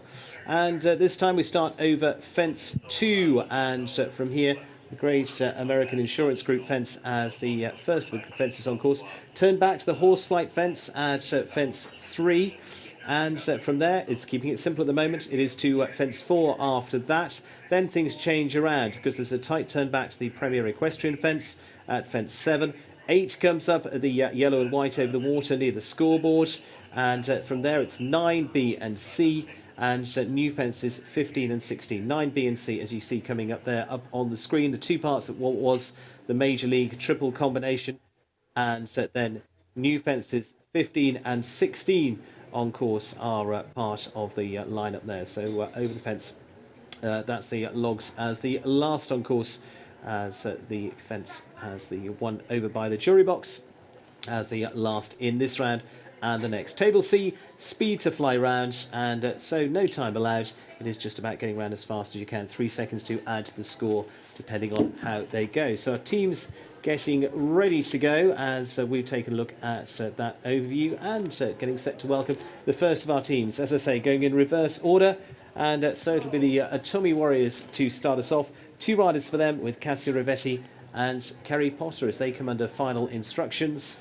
Down to 4 teams, we've gone 8 down to 4 now to start to find out how they're going to play up on the podium. So the top 2 from this round will ride off in round 3 for gold and silver. The teams in 3rd and 4th after this round will go and ride off for the bronze. So let's welcome the first of our teams, which is going to be the Tommy Warriors, and good luck to them. It is going to be Cassia Rivetti starting us off with kayak.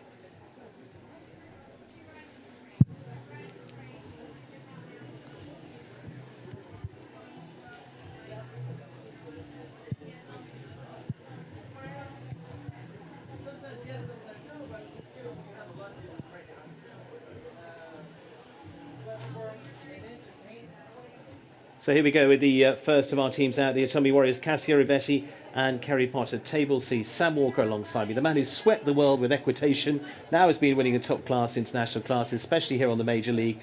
Sam, still a teenage superstar, but you're sitting on the sidelines for this class because you're going to be the star next week. Sam, tough one with your team out of this one, but let's see what they do here. Tommy Warriors, the course for this round. How do you ride this round? You've done this. I mean, this round you just have to go flat out. You need to really qualify your team for that top 2 spot. It's so important because at the end of the day, if you don't get into that gold or silver medal jump off, then you risk not even getting a medal or a podium placing at all. So this to me is actually more of an important round than the final round. So good start from Cassia Rivetti. Now here, this is going to be a real key turn back.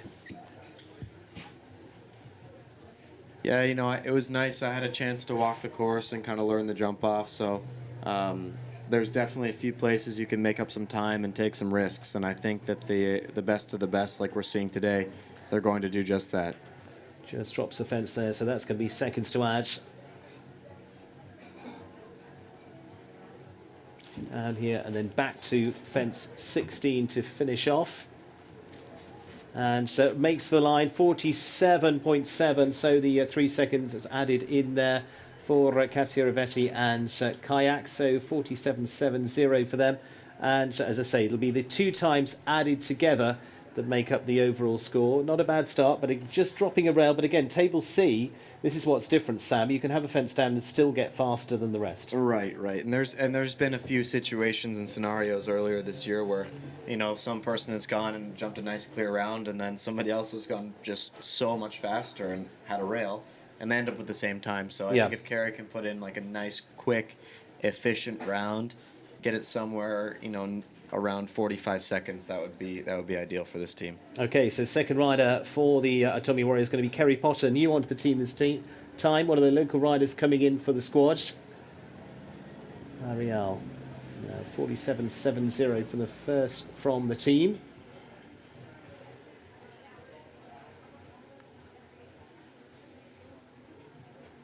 Gets tight up to that one, just playing to really put it on the edge there. Yeah, I mean, you have to take a risk in this round. You have to go for it, and I think Kerry's doing just so.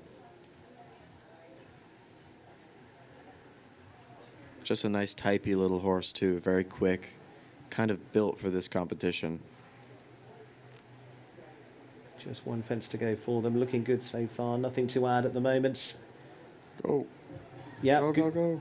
good round, gets home 46-68, but as you see, it's not a lot different to that of Cassio Rivetti, who had a fence down. So the two of them pretty well not far off each other. Yeah, exactly. And I mean, this round again, we're going to see how it goes. We might have some riders go really fast, take the risk, and end up having a couple fences down. We could also see more clear rounds. So it's always tough to go first as well in the competition, and that's why, you know, jumping the 3 clear rounds at the beginning of the class, it really helps, because then it moves you into the correct spot to know exactly what you need to do to get into that gold medal jump off. Okay, so the team score for the Atomi Warriors combined score 94-38 as a combined time for the first team out there for the Atomi Warriors. It'll take us on to the next of our teams then, as we get set to meet those. And here we come.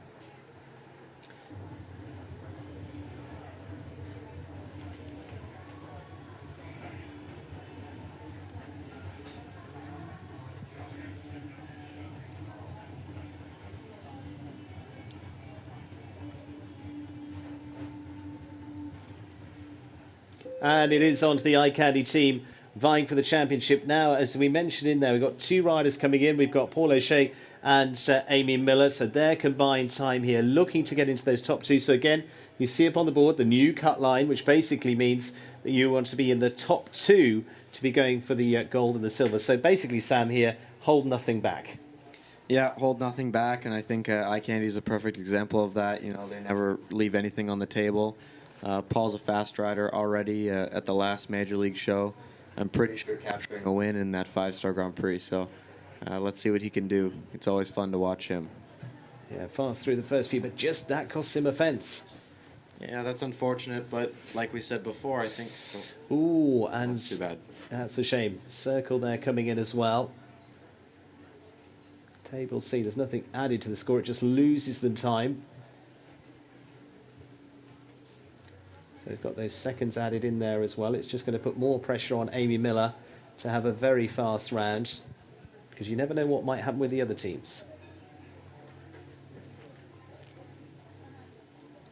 More to add there, unfortunately, as well.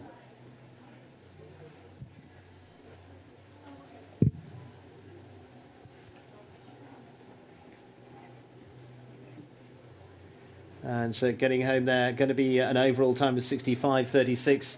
Tough one for the Eye Candy team, unfortunately. An early rail for them. And then, unfortunately, a circle for Paul O'Shea. But you never know. 65-36 from Paul O'Shea and Hellcat. Handing over now to Amy Miller. And with her ride coming up then. This is a tough one for her, but you've just got to go out and go for it and see what happens, Sam. Yeah, go out and go for it, see what happens. Unfortunately, that was not... I don't think that was the round that Paul wanted, or Team Eye Candy wanted, but we'll see what Amy can do.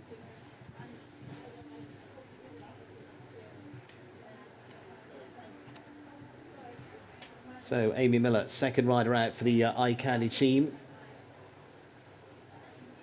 All she can do is go fast and see what happens.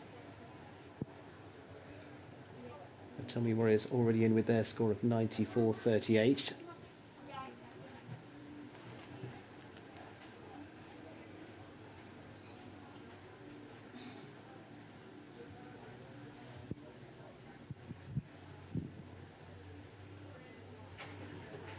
Oh, and that goes as well. So Eye Candy in, unfortunately, looking in a tough position now.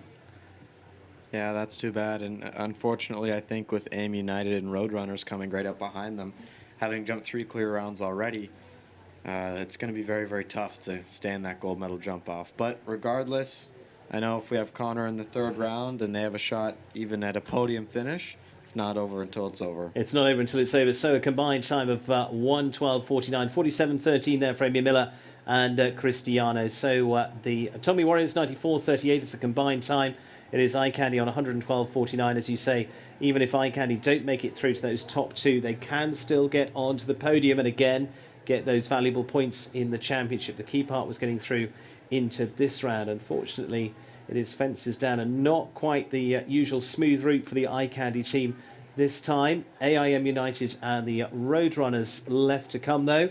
And looking forward to see what can be achieved here, because it is going to be on to the home team for the Roadrunners.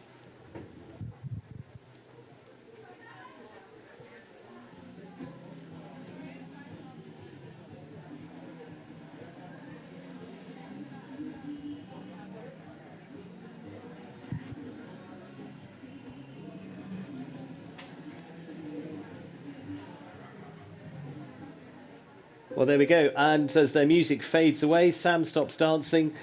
We will be watching the Roadrunners. It is on to Kyle King and Echelon, joining up with Adrian Sterlich and Lafayette Van Overis. You've got to say the door's quite wide open for them at the moment. Yeah, doors open. I think they have a real shot at getting in that gold medal jump off. I'm sure being at home, having that nice little advantage in their back pocket could have some encouragement. So let's hope that Kyle and Adrian can put in some nice rounds and then let the master do his work. Absolutely. So it is Kyle King going first for the Roadrunners team, the home team here for the Desert Horse Park. Basically, at the moment, their target is 94.38. Because bearing in mind, 2 teams, including this one, left to come. Yeah, already Kyle's kind of up. He's no stranger to going fast. So this is a good round so far. Hopefully we can put one in the bag. Yeah, needs to be an average of 47.19 or quicker between the two of them to get ahead of the Atomi Warriors. And just a little flick there with a toe puts 3 seconds onto the score. Yeah, that's too bad. It's always really difficult. That's somewhere where you can either take the risk or not. Coming into a combination, sometimes horses will read the oxer before the vertical. So to come in that hot, it can. If you don't have a really sharp horse, it can be difficult. But regardless, I think that was a great round, and they're in a good spot. They're in a good spot, but it's 49.59. Like I said, the average was 47.19. So Adrian, a little bit of ground to make up to get ahead of the Atomi Warriors. Just that one rail falling for Kyle King there for the home team. Still in a good position, but pressure goes on World Championship gold medalist Adrian Sterlich and Lafayette Van Overis. But Sam, these are a naturally very fast pair. Yeah, very, very fast pair. And again, I mean, she could very easily go quick enough to qualify them in that number 1 position right now. It's going to have to be very fast, but I know that she can do it. He knows I'm just doing the maths. She's got to go 44.79 or better. Yeah, to me, I mean, that's doable. Yeah. She has to leave nothing to chance, and after the first couple of jumps, I don't think she is.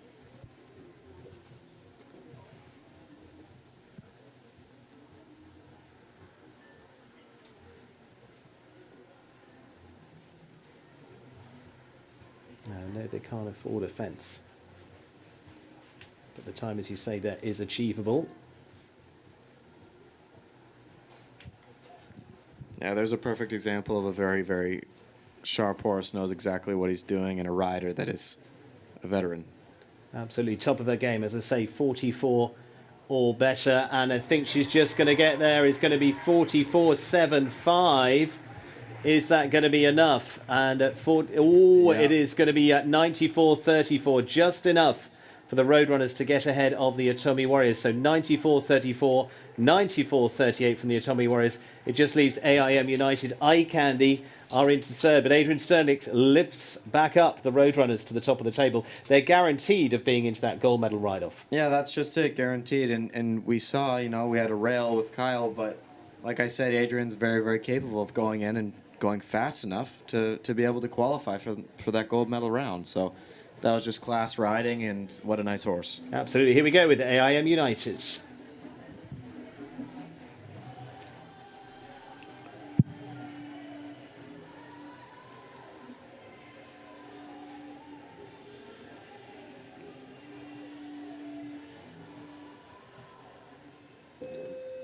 So final team, and they can be a quick team. Will they push the Atomi Warriors out of those top 2? We'll wait and see. It is going to be the AIM United team of Ashley Bond going first with Contafina LVF and Carl Cook and Fessibel. They're interesting. I thought they'd probably put Carl in as last rider there. They might change things around, or whichever way they were going to go, but they're going to just put some speed on this first round. Yeah, I think that their plan would be very, very similar to what I was thinking.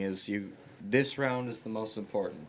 And we see that Carl Cook's horse is extremely fast, and Ashley, of course, she's like the master of faster. So for sure, she's speedy enough. So I think these two have a great shot at qualifying their team to that gold medal round as well. The Atomi Warriors could be in danger here. Could they be dropping down to vie for the bronze? Eye Candy are definitely vying for the bronze. This is going to be a very fast one to start off for AIM United. and it's quick. It's very quick. Fastest so far, 43.96. Yeah, look at that. Just such a class round out of Ashley and Contafina. I've been watching this horse as well. Very, very cool. I'm such a fan of them, and she should be very, very proud of that. So you can see her patting her horse, big smile. I mean, there's nothing more that you can ask for. Fabulous round from her. Carl Cook has a little bit of breathing space then. 50.42 or better to get themselves into this final round. Remember, these scores don't carry through either, so this is the one you're concentrating on. 50.42, I mean, he's got time to do that. Yeah, he definitely has time to do that, but again, with the table C, let's say if he takes his time and ends up having a rail or having a fence down, that's going to be extremely costly, and maybe it doesn't work out. So I think he still has to be efficient and really just give it a bit of a go. Carl Cook then, Fessibel, the final rider then for AIM United. We see whether Atomy Warriors or AIM United go through to that final stage. AAM that were winners in Toronto.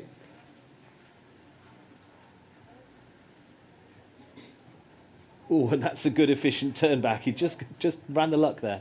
Yeah, for sure. I mean, the first few jumps have been so efficient. Oh, it's too bad. I think now he knows he has to pick up the pace a little bit and get it done kind of as soon as he can. Still in contention though. It's very quick. It should be still potentially quick enough. Leave this one up and they could stay in the game. It is Carl Cook there home with Fessibel on 48.17. And so for an overall score for AIM United, it should just be enough for them. Yes, it is. In fact, they're the quickest. 92.13 for AIM United. Roadrunners will go through on 94.34. And Carl Cook salvages it out for them. So the two teams vying for the bronze will be the Atomy Warriors and the team for the Eye Candy, and those vying for the gold, AIM United and the Roadrunners. Sam there, AIM pulled it off pretty easily in the end. Yeah, I think so. And, you know, we saw out of pretty much every single team, we saw a rail and a clear round out of most. I mean, you know, this is why this format's so exciting, because you can have a rail and be fast enough to still qualify your team. And I think that's very cool. It definitely pushes riders to maybe go a little bit quicker than sometimes they'd be comfortable with. And it just makes for a better sport. So I'm really excited, and I can't wait to watch this jump off. It's gonna be great. It is going to be great. It's going to be AIM United against the Roadrunners. Let's translate that for you. That's going to be Eugenio Garza against McLean Ward, and the Atomy Warriors against Eye Candy. That means it's going to be John Perez up against Connor Swale. All of that coming up. In the meantime, we'll take a look at the screen, and it's going to be a word from a few of our sponsors. Halliday is the official outfitter of the Major League Show Jumping Series. Apparel providers to many of the top riders in the world as they compete for over $7 million in prize money. A series that takes place over 10 events at North America's premier show jumping venues. Halliday provides top quality products that give a modern take on the storied equestrian lifestyle. If you're attending events, come and visit us at each of the destinations where you can shop the entire Major League Show Jumping official clothing collection, or visit our website for more information. When every second counts, the surface matters. Premier Equestrian features Pro-Tex footing product and Auto Sport base mats. Mats absorb up to 40% of the concussion. Pro-Tex provides maximum stability. Premier Equestrian is the official footing partner of Major League Show Jumping. Contact us about your arena at premierequestrian.com.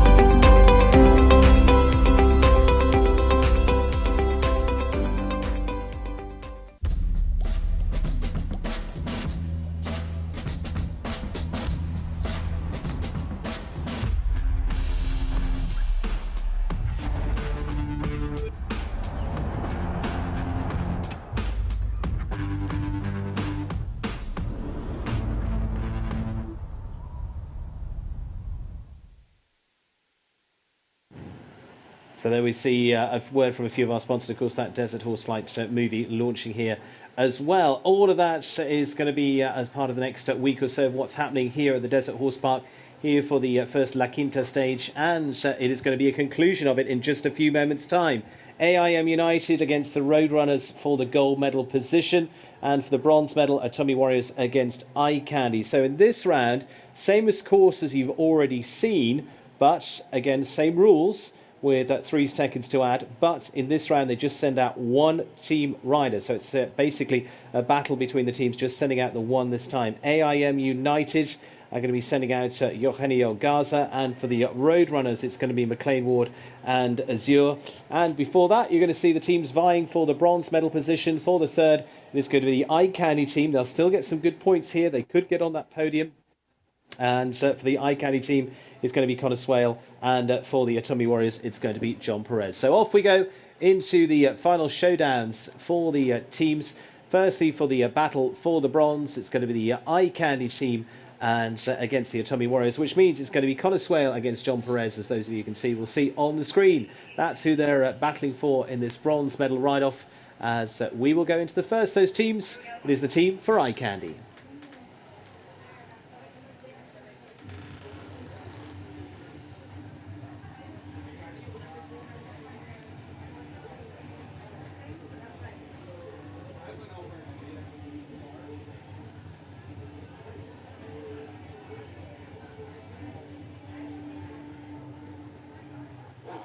So Eye Candy team led out by Connor Swale and Theo 160. Good winners here at the Desert Horse Park in the last few weeks. Won't be in this arena because it's the very first time this arena's been used.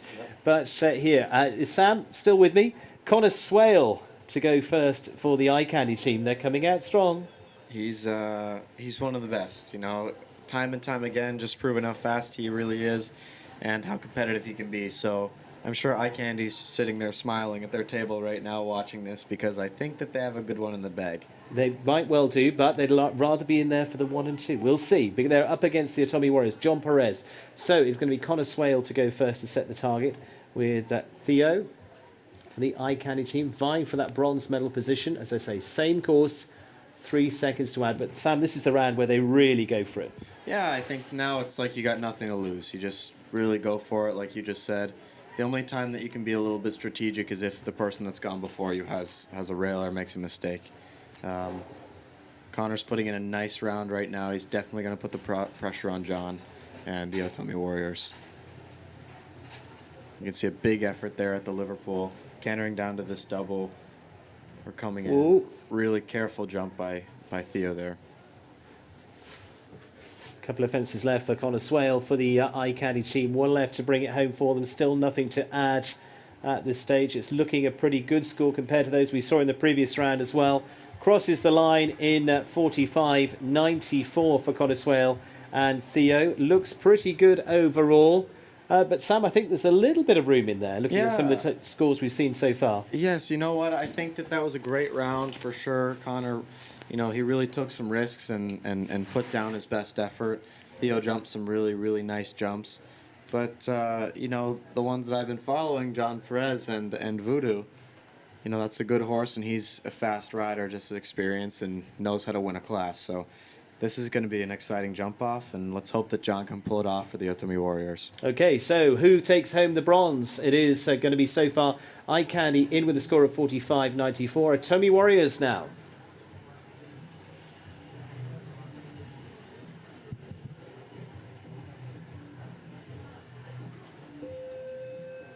So John Perez out to beat the Eye Candy score of 45.94.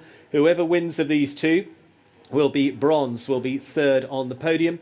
And then we'll see those final two teams battling for gold and silver. So John Perez, time to beat at 45.97, which Sam is, as we said, a little bit it is beatable. Yeah, for sure it's beatable. You have to be very, very fast and take all the risks. So, like I said, John's no stranger to speed and no stranger to winning a class. And this horse, I mean, they could do it.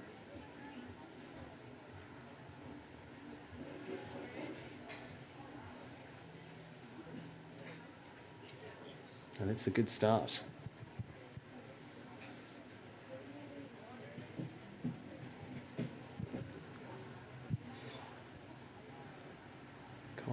maybe a little bit tighter there. A little bit tighter. I think John just has to go a bit, but seems like a good round so far.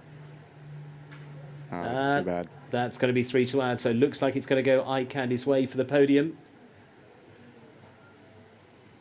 Too bad, but I think regardless, like, you can't ask for much more in a jump off. Such a nice horse and rider combinations.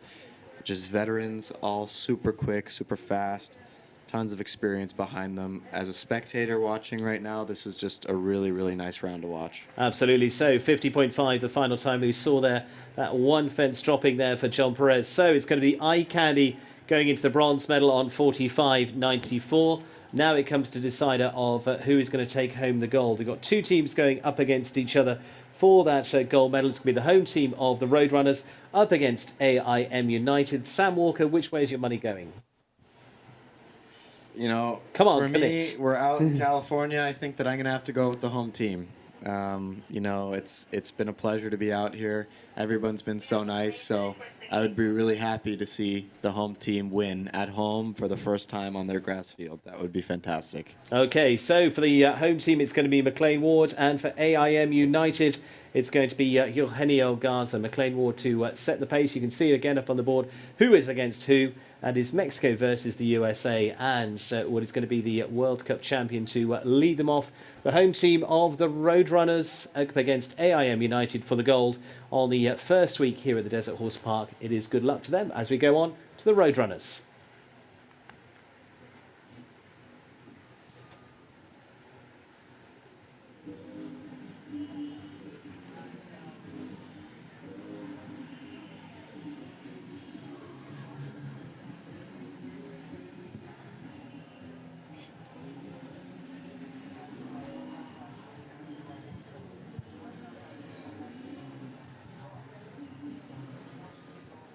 So going to be McLean Ward going first for the Roadrunners. Then it'll be Eugenio Garza for AIM United. Combination that needs a little introduction. Suffice to say, previous World Cup champions McLean Ward, double Olympic gold, Olympic silver, and adding to a long, long list of Grand Prix wins, will set the pace. Now the question is, Sam, is it advantage to go first or second?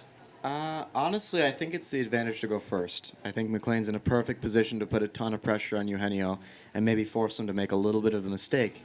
So, you know, like we've said before, this man's no stranger to winning a class, and I think his first time on the team event here, he's not going to leave anything to chance.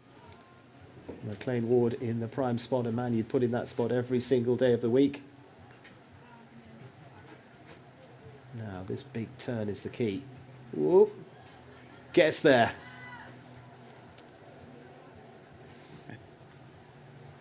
I think Annie might have just thrown a shoe actually over that vertical, which, you know, maybe caused a little bit unease at the next oxer. So hopefully we finish up well and still keeps the pressure on. Still coming home quickly regardless. Going to be just around 43 seconds, I think. There we go. It's going to be 44.25 McLean Ward and Azure home. And Annie doing once again a fantastic job. Pressure's on. It's still a quick time there, Sam, but there is a bit of a gap. Yeah, very quick time. I mean, that is not easy to beat. We saw Ashley Bond go fast and clear in 43.96, I believe. And that means that McLean just went in 41 seconds without that rail. So I think if Annie had kept all of her shoes on, we probably would have seen that oxer come down. You know, you leave all your shoes on, you run a bit quicker. What can I say? Fantastic round, though, from them, as you say. Probably the fastest of the lot, but still with the seconds to add, still putting them well up there. But it is just all they need to do is be faster than the rider that goes last. So let's meet the last rider for AIM United.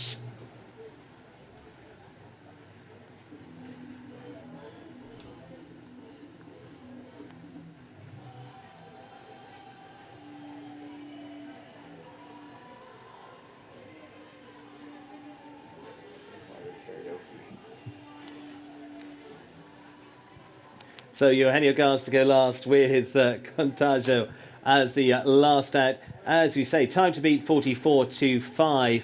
Fantastic Mexican rider, also on that team for the Pan Am Games fantastically. He's also been on winning teams for Mexico before now, over in Dublin and of course in the USA too. But the pressure is on, Sam. Pressure's on. I don't think that he can afford to make a mistake here. I mean, it's going to take a very quick and efficient round to beat that time of McLean. So we'll see what he can do. McLean's time to beat 44.25. Angles the first.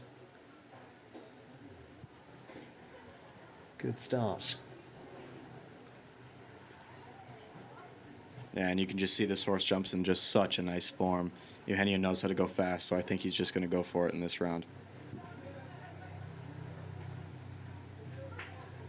Ooh, and clips that one. So, level pegging with McLean. Yeah, too bad, but it's not over yet. I think he just still needs to stay on the gas and do his best. 44.25 to beat.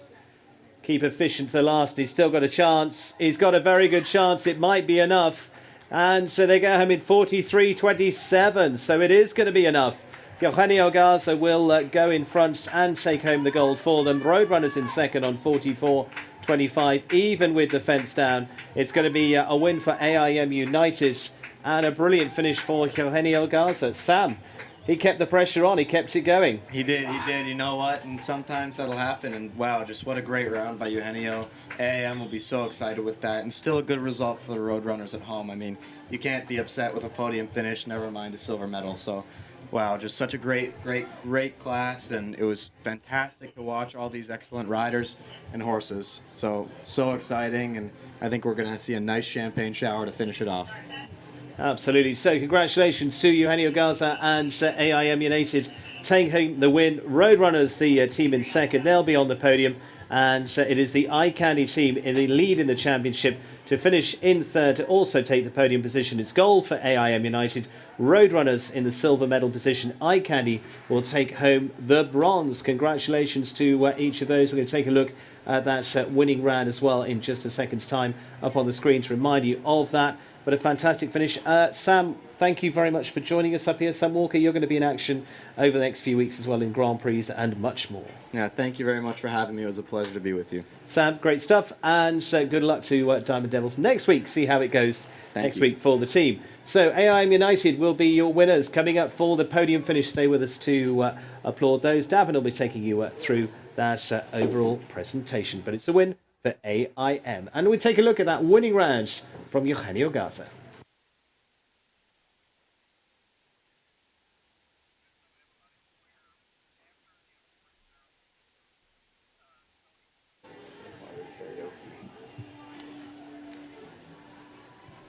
So Eugenio Garza to go last with Contagio as the last out. As you say, time to beat 44.25. Fantastic Mexican rider, also on that team for the Pan Am Games fantastically. He's also been on winning teams for Mexico before now, over in Dublin and of course in the USA too. But the pressure is on, Sam. Pressure's on. I don't think that he can afford to make a mistake here. I mean, it's going to take a very quick and efficient round to beat that time of McLean. So we'll see what he can do. McLean's time to beat 44.25. Angles the first. Good start. Yeah, and you can just see this horse jumps in just such a nice form. Eugenio knows how to go fast, so I think he's just going to go for it in this round. Ooh, and clips that one. So, level pegging with McLean. Yeah, too bad, but it's not over yet. I think he just still needs to stay on the gas and do his best. 44.25 to beat. Keep efficient to the last. He's still got a chance. He's got a very good chance. It might be enough. And so they go home in 43.27. So it is going to be enough. Eugenio Garza will go in front and take home the gold for them. Roadrunners in second on 44.25. Even with the fence down, it's going to be a win for AIM United.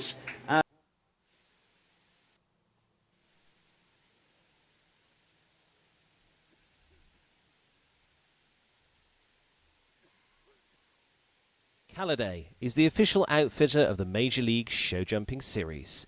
Apparel providers to many of the top riders in the world as they compete for over $7 million in prize money. A series that takes place over 10 events at North America's premier show jumping venues. Halliday provides top quality products that give a modern take on the storied equestrian lifestyle. If you're attending events, come and visit us at each of the destinations where you can shop the entire Major League Show Jumping official clothing collection or visit our website for more information. When every second counts, the surface matters.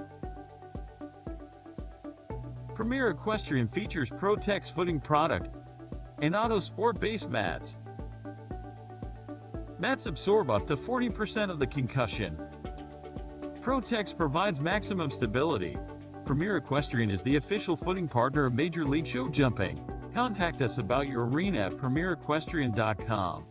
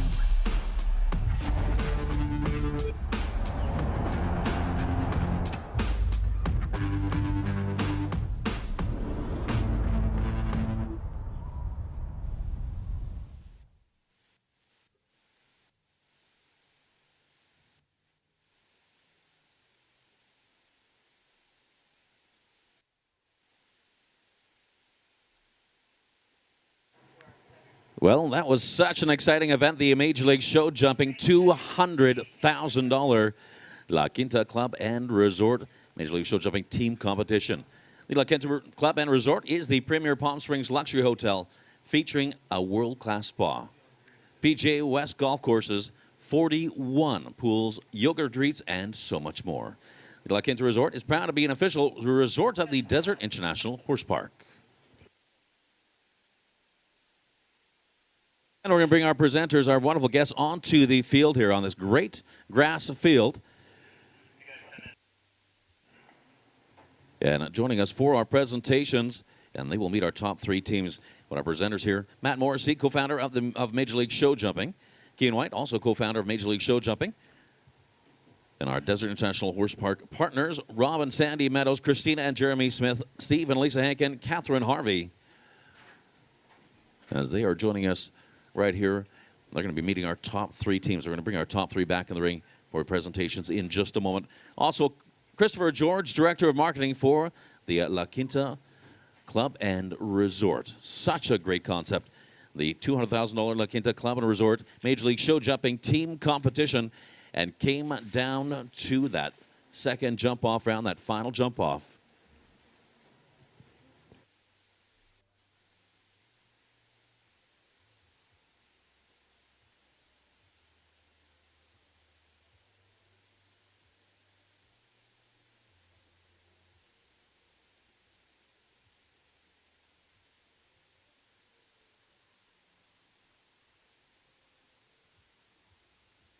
Once again, great to join us, our wonderful presenters and our guests on course. Matt Morrissey, co-founder of Major League Show Jumping. Kean White, co-founder of Major League Show Jumping.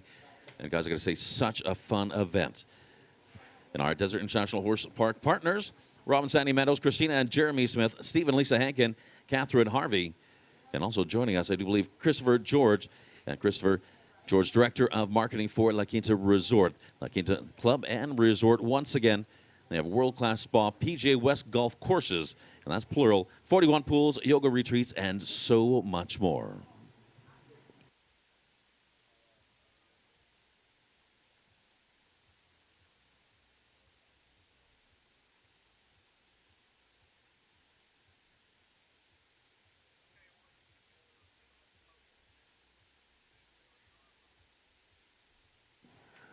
And our team in that bronze position, that will be Team Eye Candy. Team Eye Candy, and they take home that bronze position as they join us, make their way over to the podium.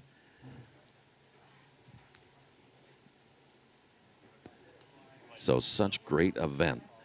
And Eye Candy, Team Eye Candy, they took home the bronze. Well, in the silver position, that is Team Roadrunners.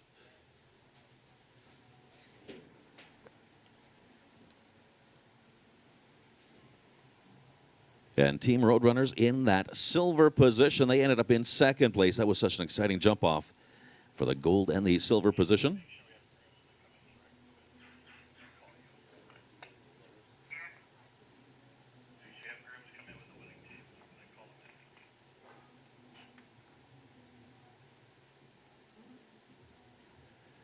So again, in that bronze position, Team Eye Candy.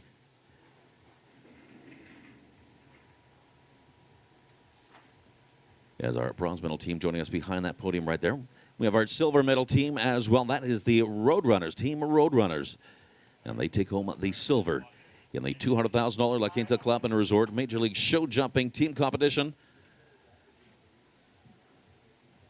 And returning the gold medal teams, they're going to return on those winning mounts of theirs as well.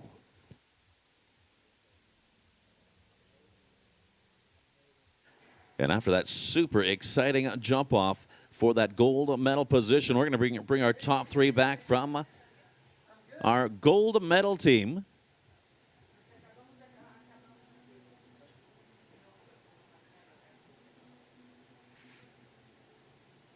And there they are, brand new coolers aboard those winning horses right there. Get some high fives right there as well. Team AIM United. So AIM United, they are the gold medalists at Team. What an amazing team. As they were joining us on their amazing horses. Brand new coolers, well-deserved coolers on those horses. As they are the gold medalists of the $200,000 La Quinta Club and Resort Major League Show Jumping Team Competition.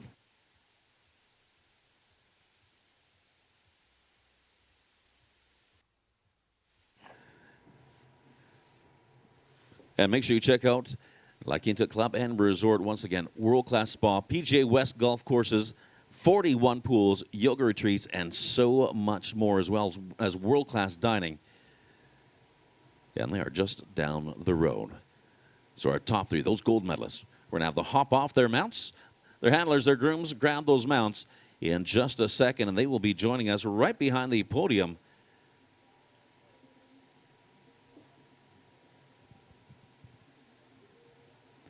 So there they are. Bronze, silver, and now taking their place right there. That is the gold medal team, AIM United.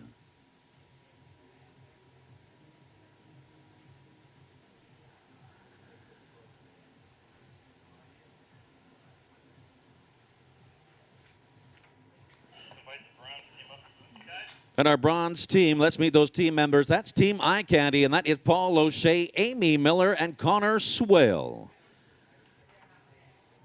And great to have joining us for these presentations. Matt Morrissey, co-founder of Major League Show Jumping. Keen White, co-founder of Major League Show Jumping. And on behalf of the Desert International Horse Park partners, Rob and Sandy Meadows, Christina and Jeremy Smith, Steve and Lisa Hankin, Catherine Harvey. And on behalf of the La Quinta Club and Resort, Christopher George, Director of Marketing. So that bronze medal to Team Eye Candy once again. That was Paul O'Shea. Paul aboard Hellcat. Amy Miller aboard Cristiano. Connor Swale aboard Theo 160. As they just stepped up in that bronze medal position.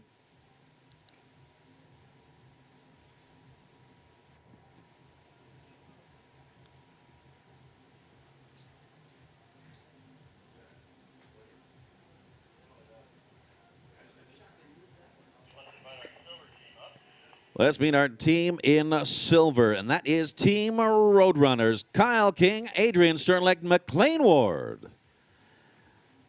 Oh, man, that was such a fun jump-off between gold and silver. Silver, that's once again Team Roadrunners. And that's Kyle King. He was aboard Edelon, Adrian Sternlicht, Lafayette Van Overis, and McLean Ward and Azure.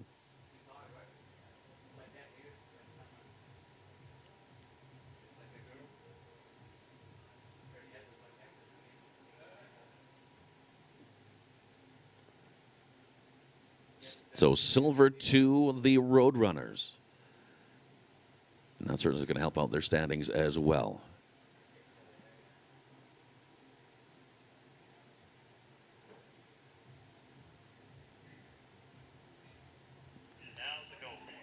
And let's meet the gold medalist from AIM United, Ashley Bond, Eugenio Garza, Carl Cook.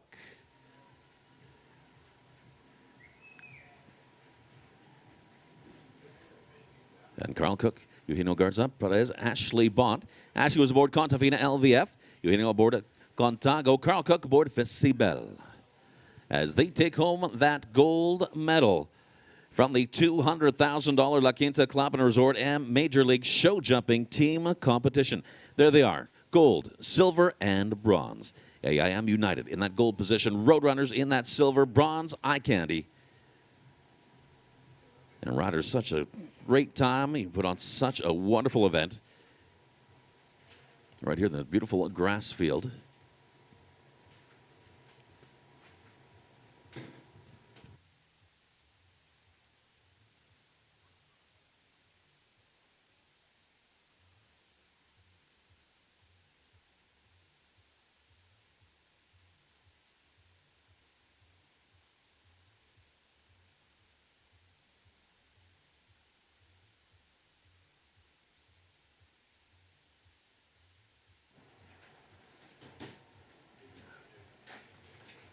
Great job, guys. That was AIM United with that gold position. Roadrunners with the silver. Eye Candy with the bronze.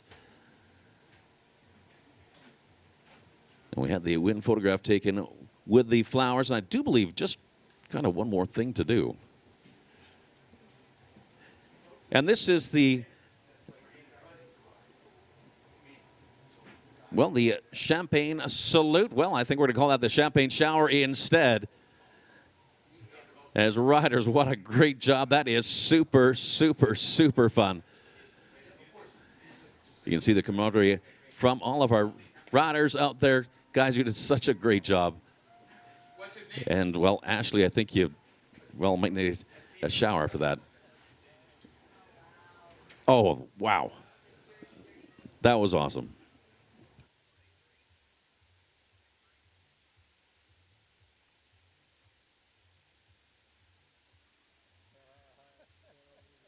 Come on, Ashley, you know how to do that. It's just, don't let the bottle beat you. Yeah, now you got to get back of them. That was absolutely outstanding. Well, I know there's a lot of champagne drenching a lot of clothes out there. I don't know of too much that ended up remaining in the bottles. But we're going to try to get our riders back on their horses, our gold medal riders back on their horses. That'll be Ashley Bond, Eugenio Garza, and Carl Cook.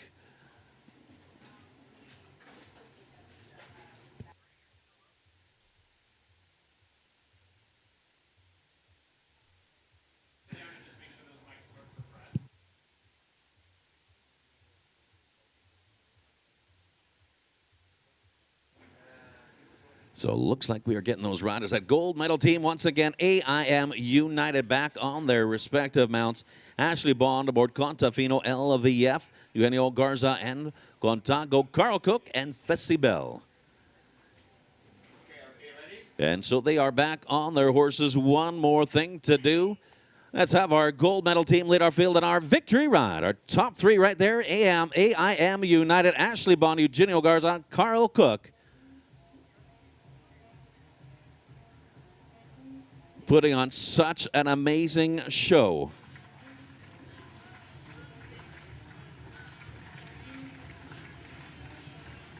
And AIM, they held the lead right from round number one all the way through the finals. And riders, great job. Ashley Bond, Eugenio Garza, and Carl Cook. Riders, just an amazing job.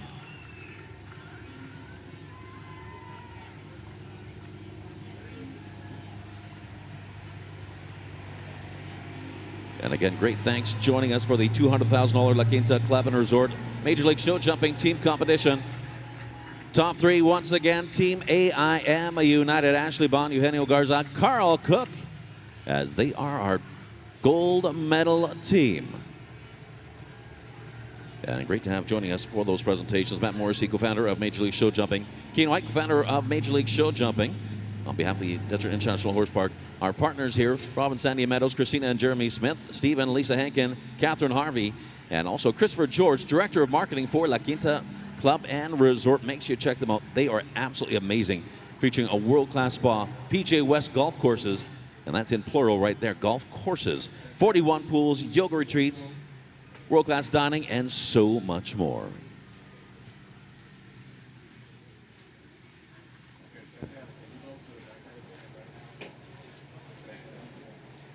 And on behalf of Major League Show Jumping, all of our wonderful sponsors here at the Desert International Horse Park and La Quinta Club and Resort, thank you so much for joining us. FEI competition right here in the Grass Stadium. That'll happen tomorrow. Have a wonderful rest of this beautiful Saturday. Well, the overall team standings in the championship, it is Eye Candy on 60 points now. Roadrunners closing the gap to 9 points. Double points, remember, next week at the same venue. Of course, we're going to be just into the stadium next week. AIM United lifting themselves up into third place on the 46. Crusaders dropping down from second down to fourth on 44. Lucky Charms in fifth on 42. Diamond Devils in sixth on 38. Atomic Warriors just 1 point behind on 37. Blazing Sevens on 33 in eighth place. Looking forward to the final next week. Double points on offer. We're over in the stadium here at the Desert Horse Park for that. And we'll be staying for La Quinta week 2. And of course, remember, tomorrow as well is the International 5-Star Grand Prix. As mentioned, Eye Candy lead the championship. They're going into the final stage. We look forward to seeing the team competition concluded in the stadium here next week.